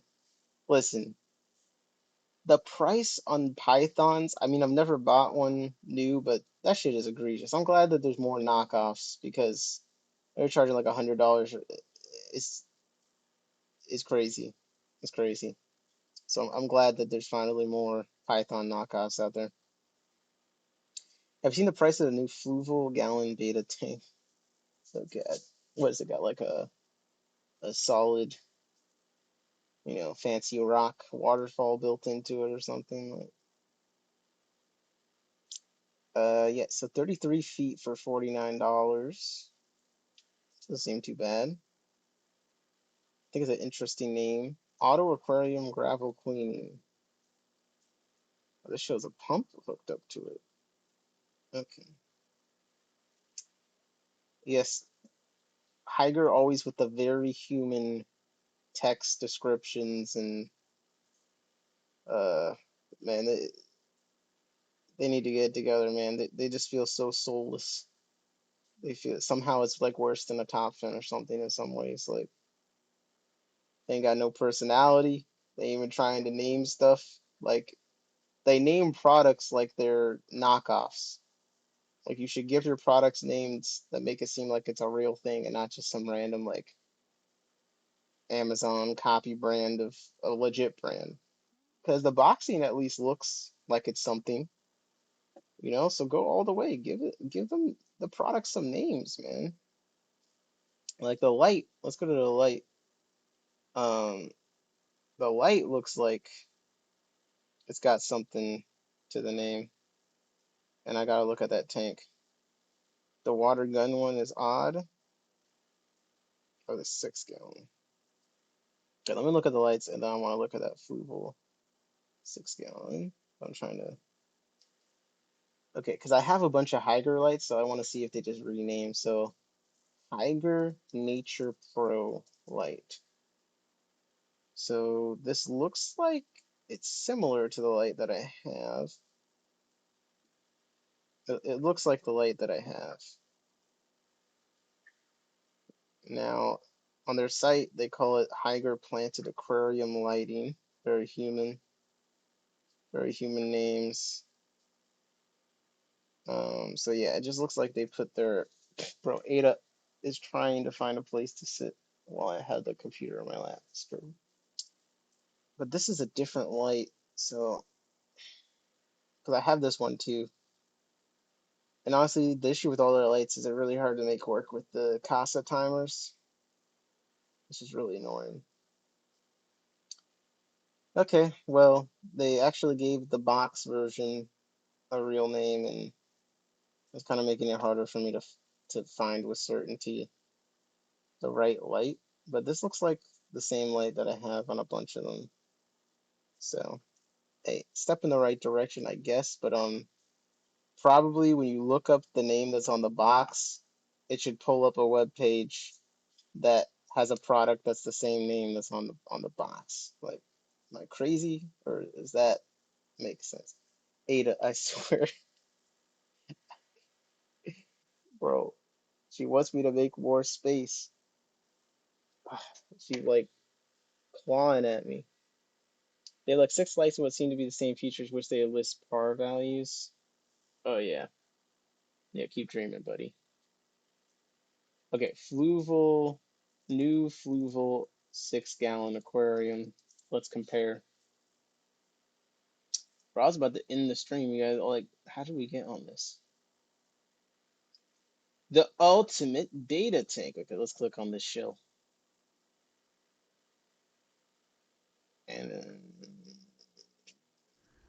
3 years ago, we introduced the Fluval Beta Aquarium Kit. And okay, I can't listen to this. He looks like a European Rhett from Rhett and Link. Okay, here we go. That is looking very underwhelming on the packaging front. Okay, on the website front, they put a lot of effort into this web page. Look, I gotta, you, I'm always trying to give credit to where credit is due. Whoever went to town on this website page, I see your effort. You tried to make it look nice. Whoever worked on the box, I don't know. I have mixed feelings. Um, did they not have a square one already? I mean, I like this way better than the Higer thing is a monstrosity. That thing is it takes up so much space. You don't need, bro, why do you need that much room for filtration for a 6 gallon aquarium? But this, at least from this photo, looks like they have a much thinner. It's in the back, right? So you don't even notice it because it's behind like that. You know, you got the typical light. It's got a heater inside, which I think, does the Hydro one really, how do you have a beta tank? Well, that Arc one that we looked at, I don't think it's a beta on it. But if you say beta tank, then I think most people are going to expect a heater to come with it.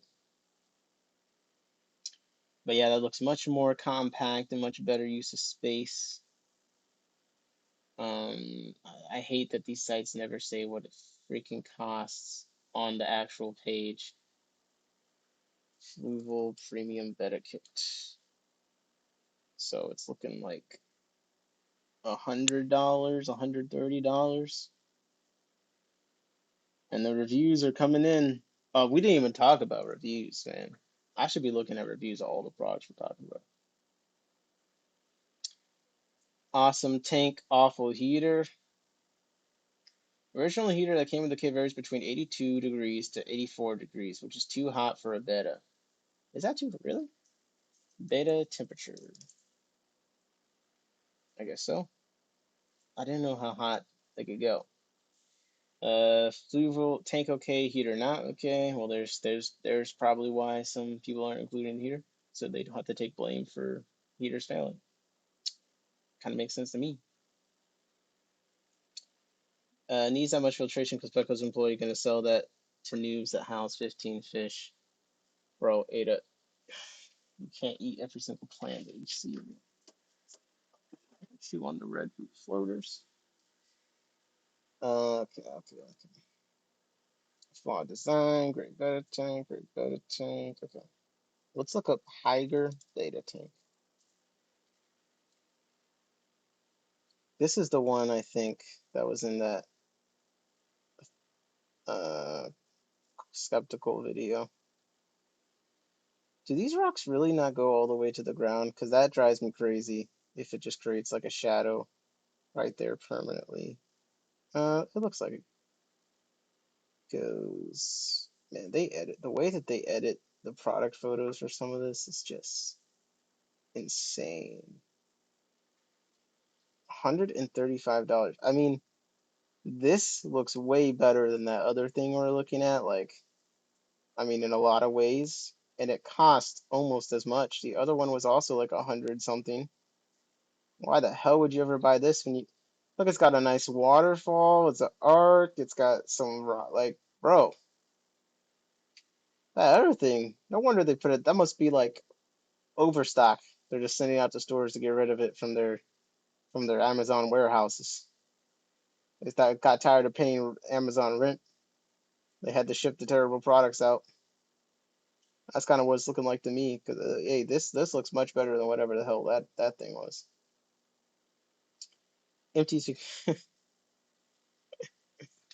Uh, and there's not really any reviews, so I guess it's newer. Let's go to Amazon. You got reviews. Okay, it's not that new actually. This has been around a minute. Is this the same one? Sometimes they change. They like they'll use an existing listing and then change it the product so they keep all the ratings for the old thing.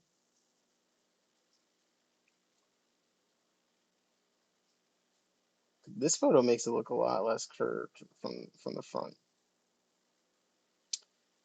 All right. I actually like the AI summaries on Amazon sometimes because it's kind of funny and actually has been relatively accurate for me in the past. Water curtains. Yes, the water curtains. I'm not going to think about that too much. Just adjusting my the size of my screen capture real quick. Customer finds the aquarium visual appealing. The size receives mixed feedback. Man, my condolences. While others find it amazing, others say it takes up too much space. The filter quality, build quality, and water leakage receive mixed reviews. Some say it's perfect, while others report it barely works and prices of the month. Additionally, the tank is considered dangerous for fish, and customers find it a pain to clean. Whenever someone says it's hard to clean, that's how you already know, like, okay, what we're dealing with fools. When the 1 star amount is larger than like the 2 star, and it's almost the same as 3 star, like it's not looking good. Not a good tank. Splatters all over the place and pumps quickly. Yeah. Okay. Mm. We need an honest review of this tank. Someone send it to me. I'm not buying it. And I wouldn't keep it set up anywhere either. This looks useless. What is the dimensions on this thing? How could I even fit it into my fish room? I don't know what I even use it for shrimp, I guess. I'm having a hard time telling like what this overhang is. Like, does it have a space underneath? Could things get like, oh, look at that shadow. I mean, on one hand, the shadow's kind of nice because then it gives a built-in place for things to hide. Jesus, I hope these aren't. Man, swordtail's gonna need a bigger tank. If those are the ones I'm I don't know. The swordtails I had that looked like that got pretty big. Yeah, I don't know about this one. Also, wouldn't the beta scratch themselves on this rock if you had like a long I don't, I'm not like a beta expert, so I have no idea. I have no idea. Substrateless planted tank. Yeah, that like some people realize you can grow plants without substrate. Um, and they're just getting a little excited about that. The problem is that substrate like has a few other uses to it. A few other uses. Okay, I'm curious now because almost everything's gonna have more positive reviews, but let's just, since we're doing reviews for everyone else, let's go to the most recent reviews for the sponge filter on the coop, and let's listen to how good the sponges are. Just let's give it a let's give them a fair shot. Okay, sponges look good. Bubbles are great and quiet. Surprised how much I like them. I'm loving it. Loving the newer style. What's the newer style? Okay, so it fits great. Great filter, fantastic. It's great. None better. I purchased 2X that have small footprint, perfect for 1 to 5 gallons. I have in my quarantine breeder tank. Like to have a bottom options for tube. Height and current flow. You can add small pebbles or charcoal inside. Efficient. All right. No issues. I've been excited. There you go. And this is why I have 20 of them. Now let's click on the 1 stars. I just want to see. I know I'm not the only one. All right, starting in July. Okay, see, there's some real stupid people in this world. Frank C. in Cleveland, you are absolutely brain dead. No directions, could not assemble. Do not need 2 decals. Not only could he not figure out how to assemble a fucking sponge filter, complained about the stickers provided. Now, I will say, I don't know if they still do it. At some point, the sponge filters were all coming with that sponge filter mascot. That was annoying. I had like 10 of them. That was irritating. But still, really? All right. William, I got what you put up there. I was here when Nick was showing that video. That was funny. Yeah. For the first weeks, this was great, but 2 problems developed. First, the curved output tube is very sensitive to water height. Yep. After a little evaporation, I didn't talk about that earlier, but yeah. After evaporation, flow tube diminished greatly, so it's topping off more than before. The major problem is that the air collar became clogged and the flow stopped. I was able to clean it a couple times, but last time it stayed clogged. I finally replaced the filter with the air stone. Very disappointed, as this is conceptually a great idea. This basically is my thing on the air collar, and this last sentence conceptually would be great. This is July this year. Obvious design with the air collar. Obvious design flaw with the air collar as far as tiny holes that get clogged and completely stop, which of course stops water from going through the filter. Disappointing, expensive, and it's because they clog up regularly. Not the sponge part, the actual lift part, the air collar. And then this one clogs permanently. So, design flaw. Core sponge lets too much dirt through and air outlets get sludge and plugs. Sadly, I bought 5 and 6 I've taken out of service. So I'm just the things I'm complaining about are very specific. And if you read the negative reviews, it's all about the air collar clogging. And that's why I say it's annoying because it's very to me it should have been a very obvious thing to catch if they really spent that much time testing stuff as much as they say they do. Because it's like a universal thing. Oh, sorry, let me take that back. It's not a universal thing, but it's a very common thing. I'm not totally crazy on that point. Now I might be crazy on everything else. So when you go to the 5 stars, this is my sponge filter experience before the flow kit. I would say 5 stars. I only have complaints after the flow kit. If it never was introduced into my life, I'd be wearing. Well, actually, I wear the Nature Daily shirt all the time. I, My whole stand would be painted green. The sponge filter sticker reminds me of Tally. Okay, I want to read. What are some other aquarium products to read the ratings of? Let's do a aquatic provisions fish food. The ones that I feel like foods like how could you negatively a food has to be real bad for it to be reviewed negatively. I feel like the average person. Air quality class and liquid stays on for most tanks. I totally forgot to mention the air power like when it comes out of the water a bit too. And I think that's one of the important things that Prime Time brought up is like sponge filters are simple, but it's like deceptive because at the same time, especially when you're dealing with lots, there's all sorts of factors that like affect the airflow and things like that. So it's not totally, in some ways, managing it can be require a little thought. These are good. Only 1%. These are good. Customers disagree on the size of the product. Okay, that's the only negative thing. How many people are really testing multiple foods against each other to know anything? I think people are testing foods. Okay, let's look up sponge filter. Because like I'm with this double sponge thing would be great if it didn't slow down on the flow so much, at least in my experience. So let's just see. What does the AI summary say about this one? Uh, Sponge filters work well in 36, particularly in 36-gallon tanks. That's weird. Uh, Report issues with the suction cup not staying in place. Yeah, but that's when you need a lot of air in order for this filter to work half decent. I think when reading negative reviews, it's like you can actually figure out quickly if you know enough what ones are probably real flaws with the products and what ones are user errors. Some stuff where it's a lot about flow and things like that.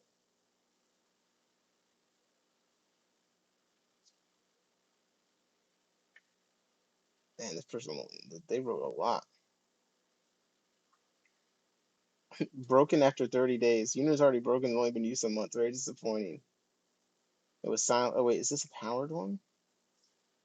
What do you guys think of the. No, wait, this is an air one. Oh, there's an electric one too. What do you think of the electric ones of those? Maybe those would work. Maybe those work better than the air one. I had one briefly, but then I traded that setup. But maybe the ones with the pump built in.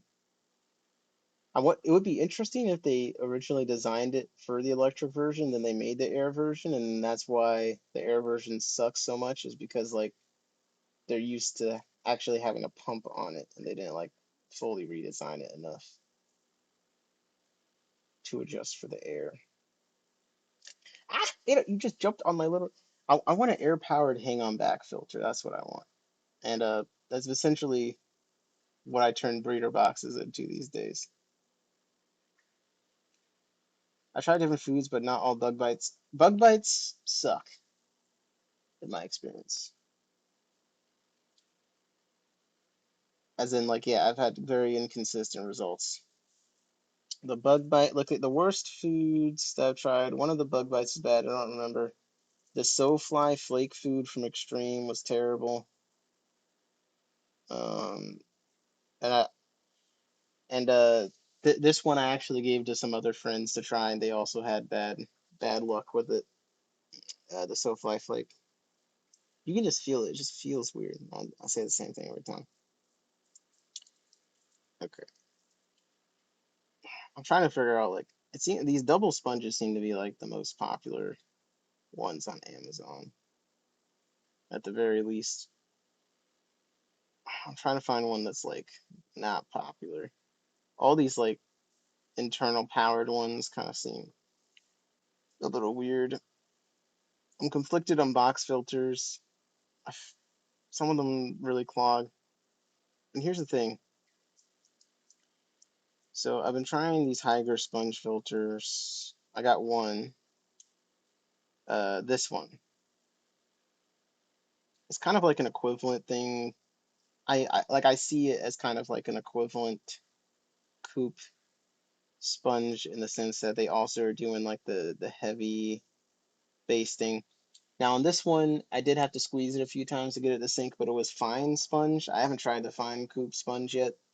That's one of the things I'm waiting on. I need to do that. I can't. I have nothing else I want to order from them right now, so like I'm not paying shipping on a sponge filter. I know I'm part of the problem. I know. I just can't do it. Since they don't have the brine shrimp, I'm not ordering that. And I already bought my air pump from them. Uh, anyway, so far this has been good. The bubbles have been good. They say it's got like this built-in air stone in it situation. I don't know. I didn't really look at it that closely when I set it up, but it's been running, and it did get a good amount of particulates quickly. So I've been trying that. I should probably try the medium one. This form factor looks a bit more promising. It's really all about if this air stone is better, because if their air stone thing works better and it doesn't clog over time, then it's the same price as the coupe, but I can get free shipping on it sometimes with Amazon and have it be here soon. Except now it looks like, yeah, free ship next day shipping. So I had to test it more. I like the square base a lot. I'm sick of the rounded everything in aquariums. I don't understand it. Uh, Aquaneat makes a huge sponge filter. Yeah, I think I have one of the bigger ones. I wondered about that Hygger sponge filter. Yes, I do have the sponge filter. I would show you, but the light's off in the tank and it's not much to see. It's just a sponge filter. Well, I guess the bubbles or something to see. Okay, fine. You twisted my leg. Actually, yeah, the light is off, but where's my where's my super suit? I put it away. I'm looking for my headlamp. Where did I put my headlamp, guys? Okay, there's my phone. We gotta follow the clues. Okay, I have my phone over here. Ah, there's the headlamp. See? I picked up my phone and found the headlamp. Let's look at the bubbles. I don't have the bubbles turned up super, but they definitely weren't loud. I'll give them that much. But I'm not much of a person that cares about the bubble noise within reason. So I'm just not obsessed about that particular aspect of them. I'll make myself bigger for this for a second before we get back to that. All right. So, yep, those bubbles back there. I believe that is, yep, that's the Hygger sponge. I didn't take a look at it, but supposedly it has the air stone in it. And you can see the bubbles are kind of scattered, quietish. So I'll get the medium one and try it. Do a review on that at some point. And then I'll have a review on that one. So maybe I'll have that one running for a bit. And then, because I'll be honest, I've had that sponge filter not that long. Like, I don't know if it's 2 months or what.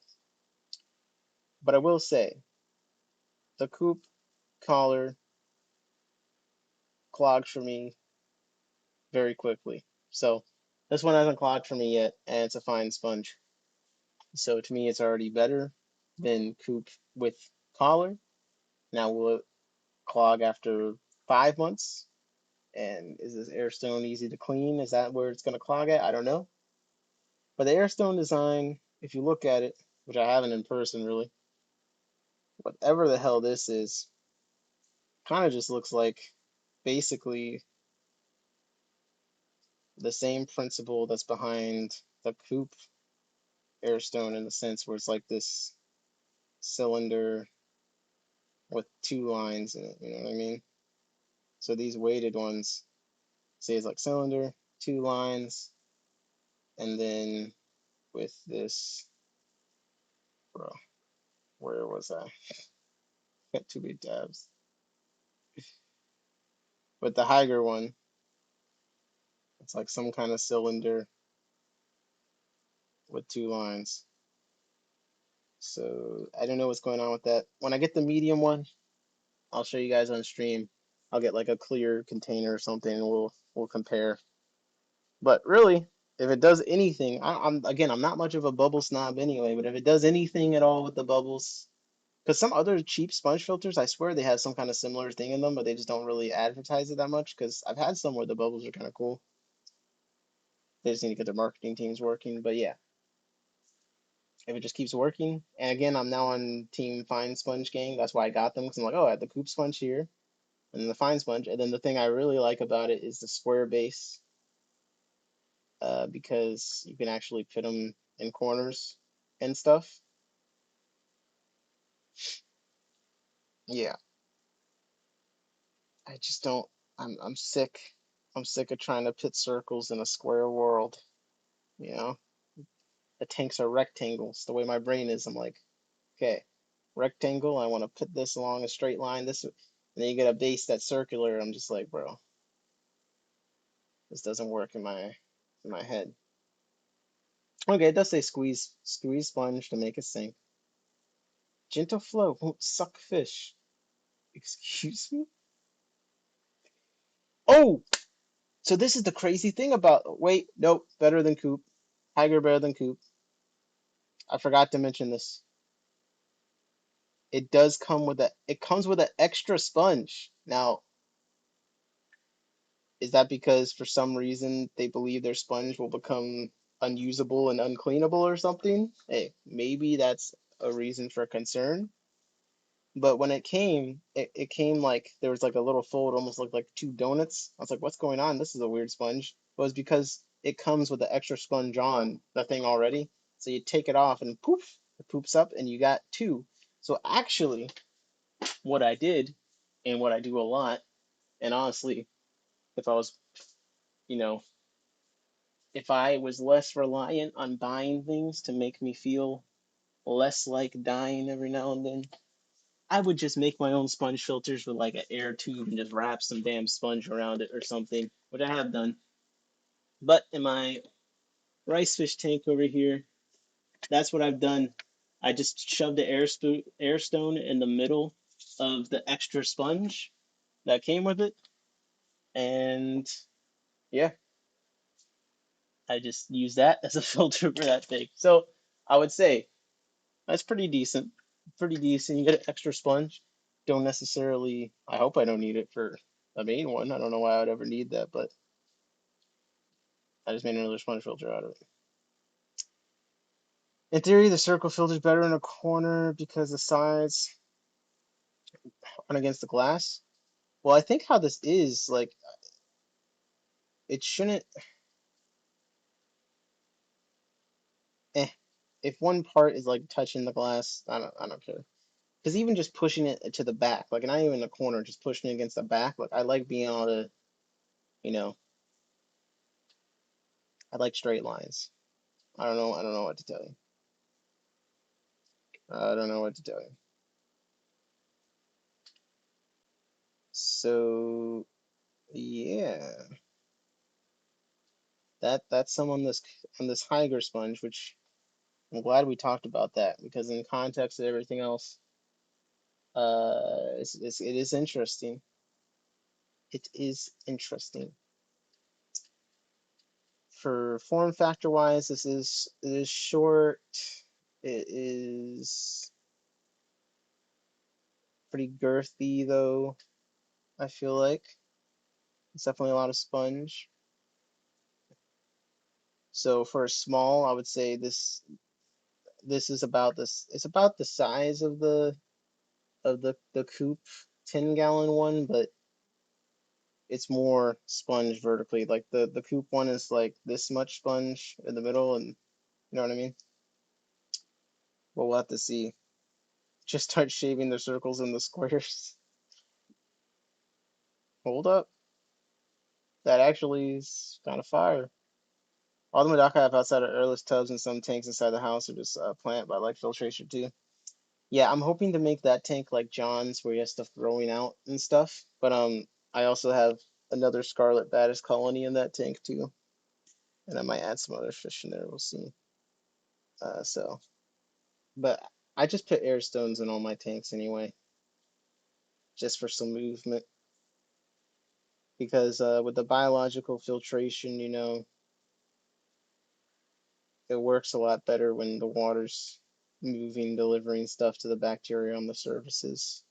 At least it does in my head. So probably would be fine without it, but in my head, I'm like, okay, well, I can feed more bacteria if the water's moving around, maybe. Okay. So yeah, that this is the most interesting prospect. And was that in the photo here?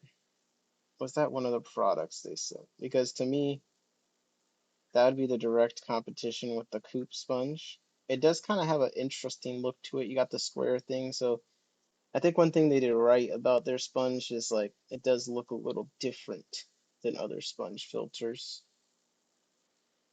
that they might be next to. I'm not seeing any in this. I'm not seeing any of the sponge filters in this picture, but there's a bunch of air pumps. I do know people really like their air pumps, so it kind of makes sense that they'd have a flagship sponge. It sounds ridiculous, but I just need to understand these air stone things more because I don't know what's going on with that.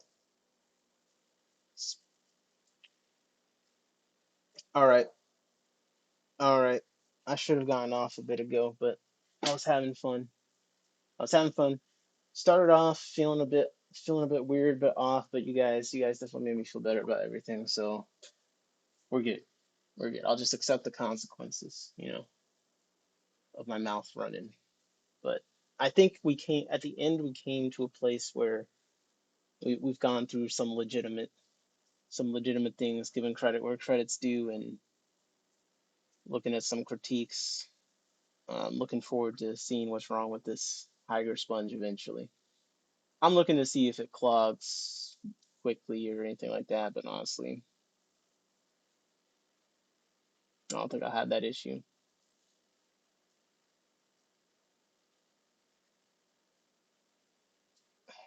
It's just interesting because with it kind of looks. I want to get the medium one and see because it almost kind of looks like. So the medium one is like, look, the base looks thinner. It's hard to tell with product photos though, because in this diagram, in this manual, it has the medium being the same size as the small, just taller, which to me would be kind of interesting because one of the things that's irritating with sponge filter sizes sometimes is like the small, medium, and large, like their form factors can vary so dramatically. Uh, it's really hard to tell from these photos, but if it was like this diagram where the small and the medium were the same, you know, width, and then the other was just taller, I'd actually really enjoy that because then I could literally make the decision based upon like how tall the tank I'm putting them in. Yeah, here it kind of looks like they're same. Okay, here we go. Measurements. So yeah, the base is the same size, and yeah, there's the same width and everything. The difference is just height. It looks like, according to this chart. I love that. I absolutely love everything about that because I like the square thing as I was saying, and I like being able to order something and not have to actually measure anything because I just have the other size. I recently got two pair of LSM Okefenokee. Is it weird that the males are always around each other and the females are always on their own? I thought the males claimed territory. Well, are your males like? I mean, it's not unusual that the males would be the ones more out and about because perhaps perhaps the females are not wanting the attention and they're trying to chill. Maybe the males are they flaring at each other? Maybe they're both trying to figure out what's the word? Maybe they haven't figured out whose territory it is, kind of a thing. But I've definitely had some tanks where the females sometimes are a bit more elusive than the males when their numbers are more even. Maybe that's why. I have to think. I've moved my Ellisome around a bit where I can actually pay attention to things like that a bit more again. They've been bigger tanks where they kind of disappear in them a bit more, but now I have them in smaller tanks that I can watch them. I got a bunch of pairs paired off again, so hopefully I can get those going and send some out. It's only been 2 weeks where the males are often within inches of each other, just chilling. Yeah, I don't think that's unusual. Um, I feel like the males often are sizing each other up. Maybe it's a situation where you have the two males, and as soon as the females show up, they're both gonna jump trying to get their attention. So it's just kind of like they're scaring the hose situation. Could be that. You could try moving one male to a different tank and just see if anything changes.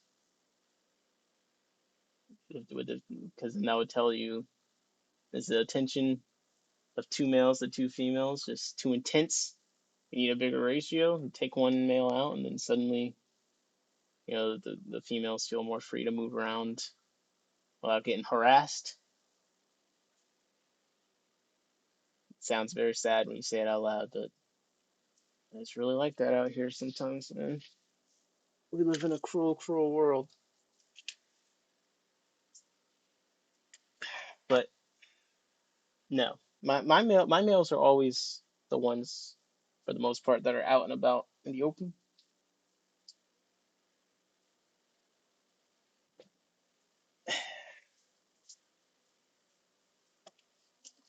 For some reason, I really like the look of these Hydra filters. Yeah, they have a weird look to them. If you compare them to other filters, I'm comparing them to the co-op filter because they're the only filters that really have any kind of branding around being a sponge filter. Like if you look up sponge filter, like all these are all just unbranded black name. Like it could be literally any company. So like it's hard to compare. These got the weight. They got a bunch of things in common. They got the weighted thing. They're also advertising some kind of air diffusing situation. Does this also?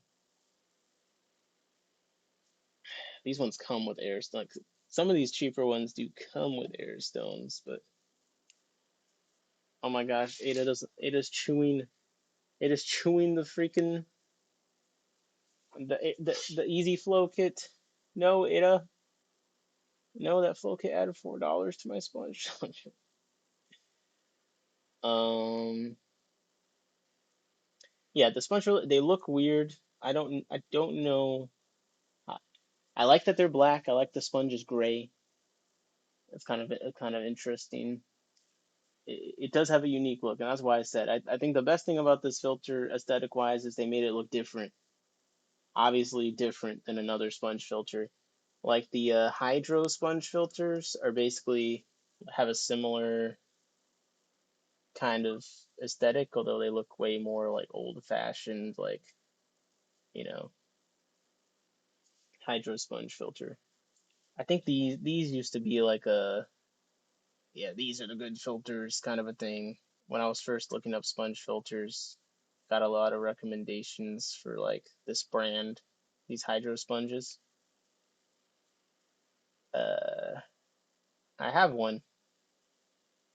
Do you feel like it's in the corner clogged in the tank somewhere? I got like a big one.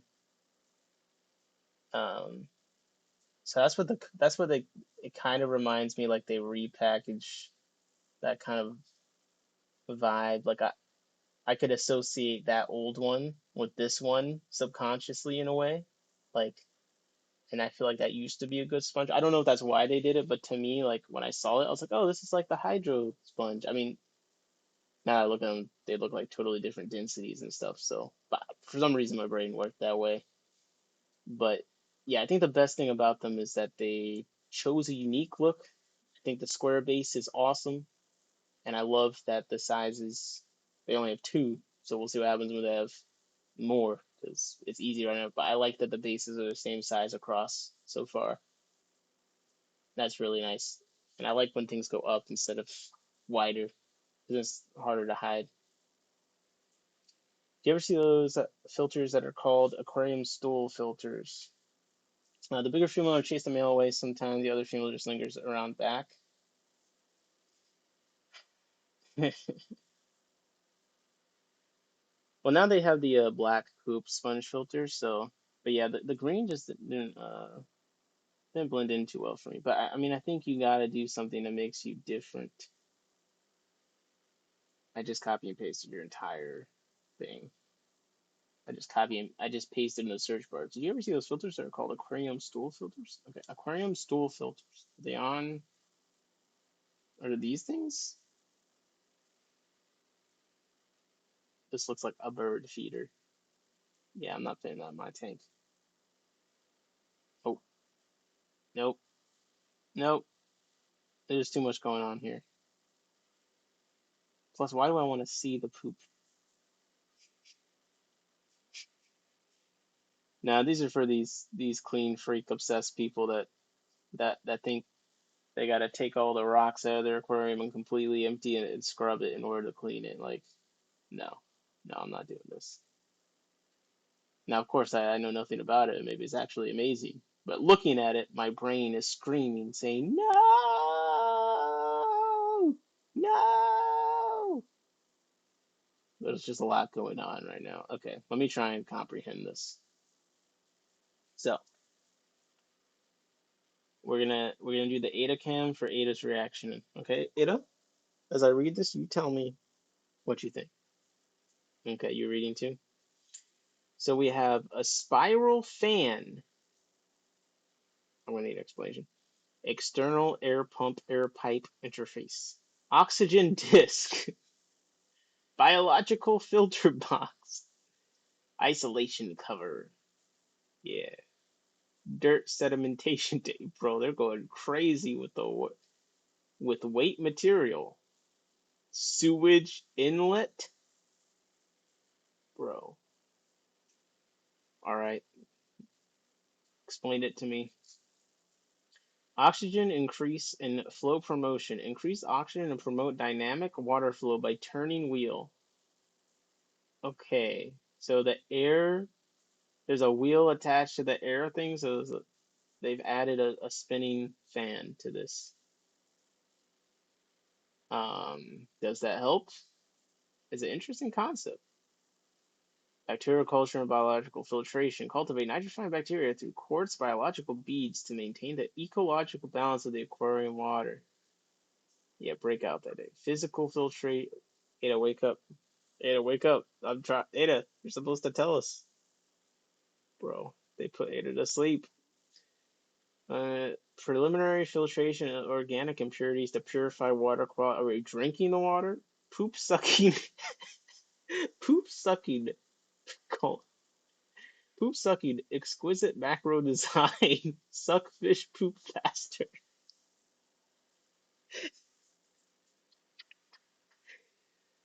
Oh man, what the hell?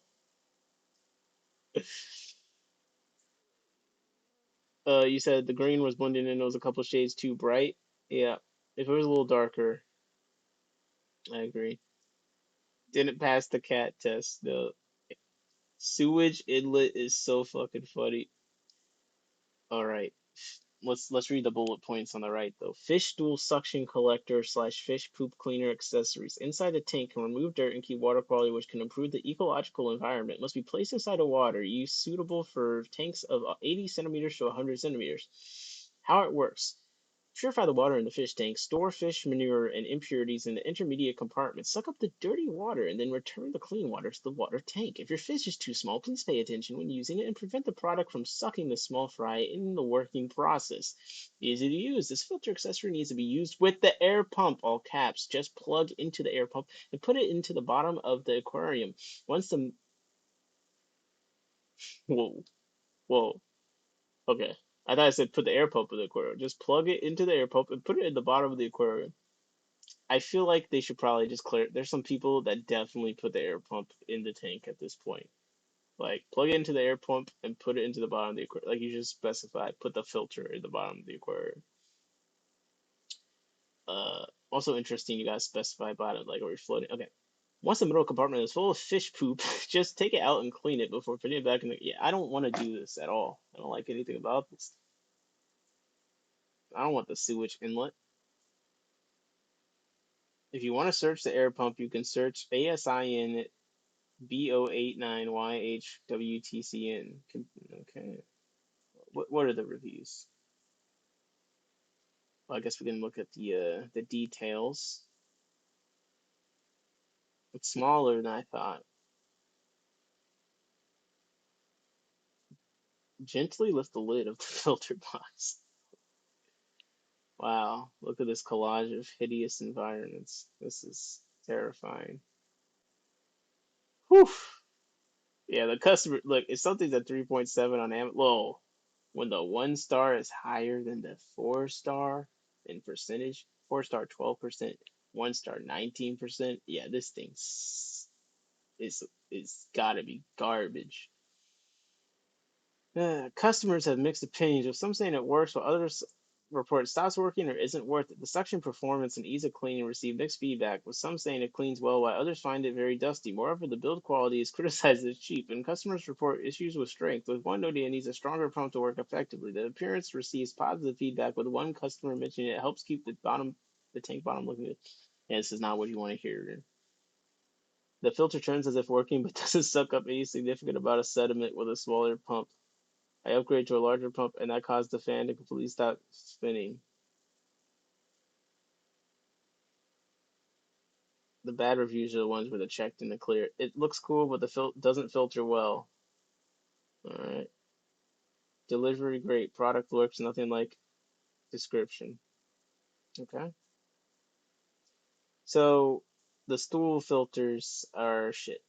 That's what it sounds like. Now that's just the most popular list. Some of these fish poop collector listings have even worse ratings.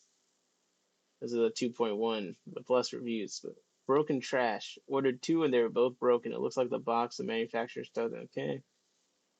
Propeller doesn't work. First of all, the propeller I don't think actually does anything. So people are complaining that the propeller isn't spinning, but I think the propeller like literally does nothing. So update 2 months later, blades don't spin. And I missed the return date because of winter break. Classroom tank. Still not much suction to collect. Yeah, these people are bless their hearts. If you know, you know. Wow. Wow. Sewage inlet. It's not good. Thank you for that. That was that was fascinating. Now, is there a air powered hang on back filter? There's gotta be an air. I mean, it's basically the breeder boxes, honestly. Okay, hang on external canister. Yeah, I don't like that at all. I don't like that at all. Hang on back, air, hang on back. William got what I meant. These have been out 2 or 3 years. I never understood how it could suck shit to it. Sounds like it doesn't.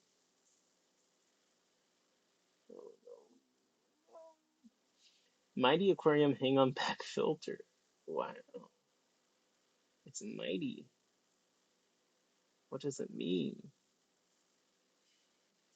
We need to I need to start doing product. See, the thing is, it'll take me too long to make a video. Like, so I need to just do live product reviews, honestly.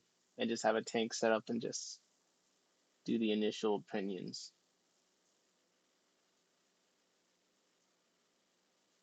Is this powered or what?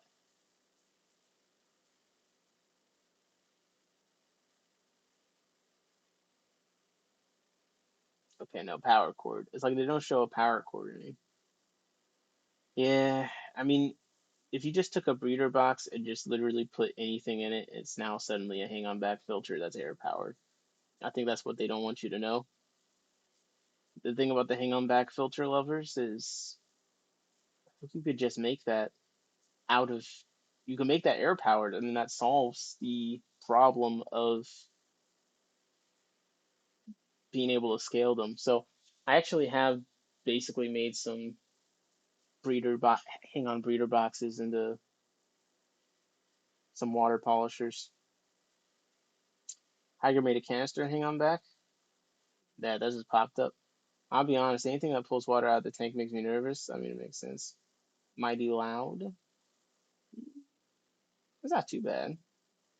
One clogger filled connection is pumping water out of the tank. Well, that was my issue with. That's why I get nervous with.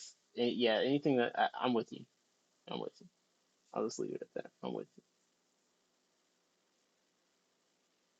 Totally with you. Uh, I don't know, man. You can buy a pack of. At some point, you could buy a pack of 12 of these. Interesting. You would think that someone would have made a cheaper air-powered hang-on breeder box to compete with the Fluval ones, but I guess this is just as cheap as it gets. Oh my gosh. Look at this. Look at this cat, bro. Look at this cat. This is every time I stop moving. It's just that time. She wants to hang out. I know. All right, I've tried to sign off the stream like 5 times and I keep getting distracted. So I will for real this time, but it's been pleasant. It's been good. I feel like I learned something about myself. I feel like we started out in a place. I don't know. We talked through it. That's what's important. We talked through it. We're in a good place, balanced place at the end. Some interesting product stuff to take a look at, and got some eggs. Quality time, and Ada will now be able to get what she wants. Right, Ada? Yep. I was talking to you. Yeah, you know.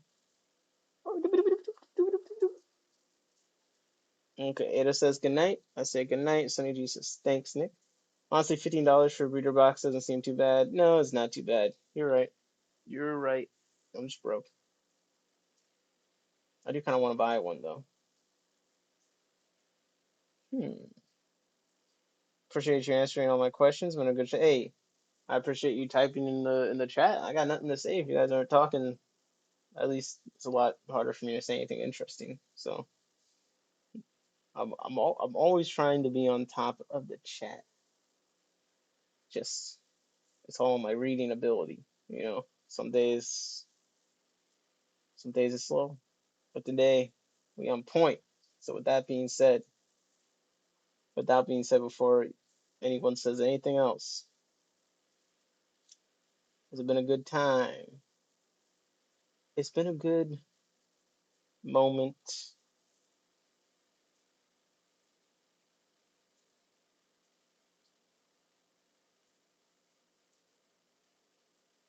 You're all I need to get by. Dun, dun, dun, like sweet morning dew. I took one look at you, and it was plain to see in my tank's out.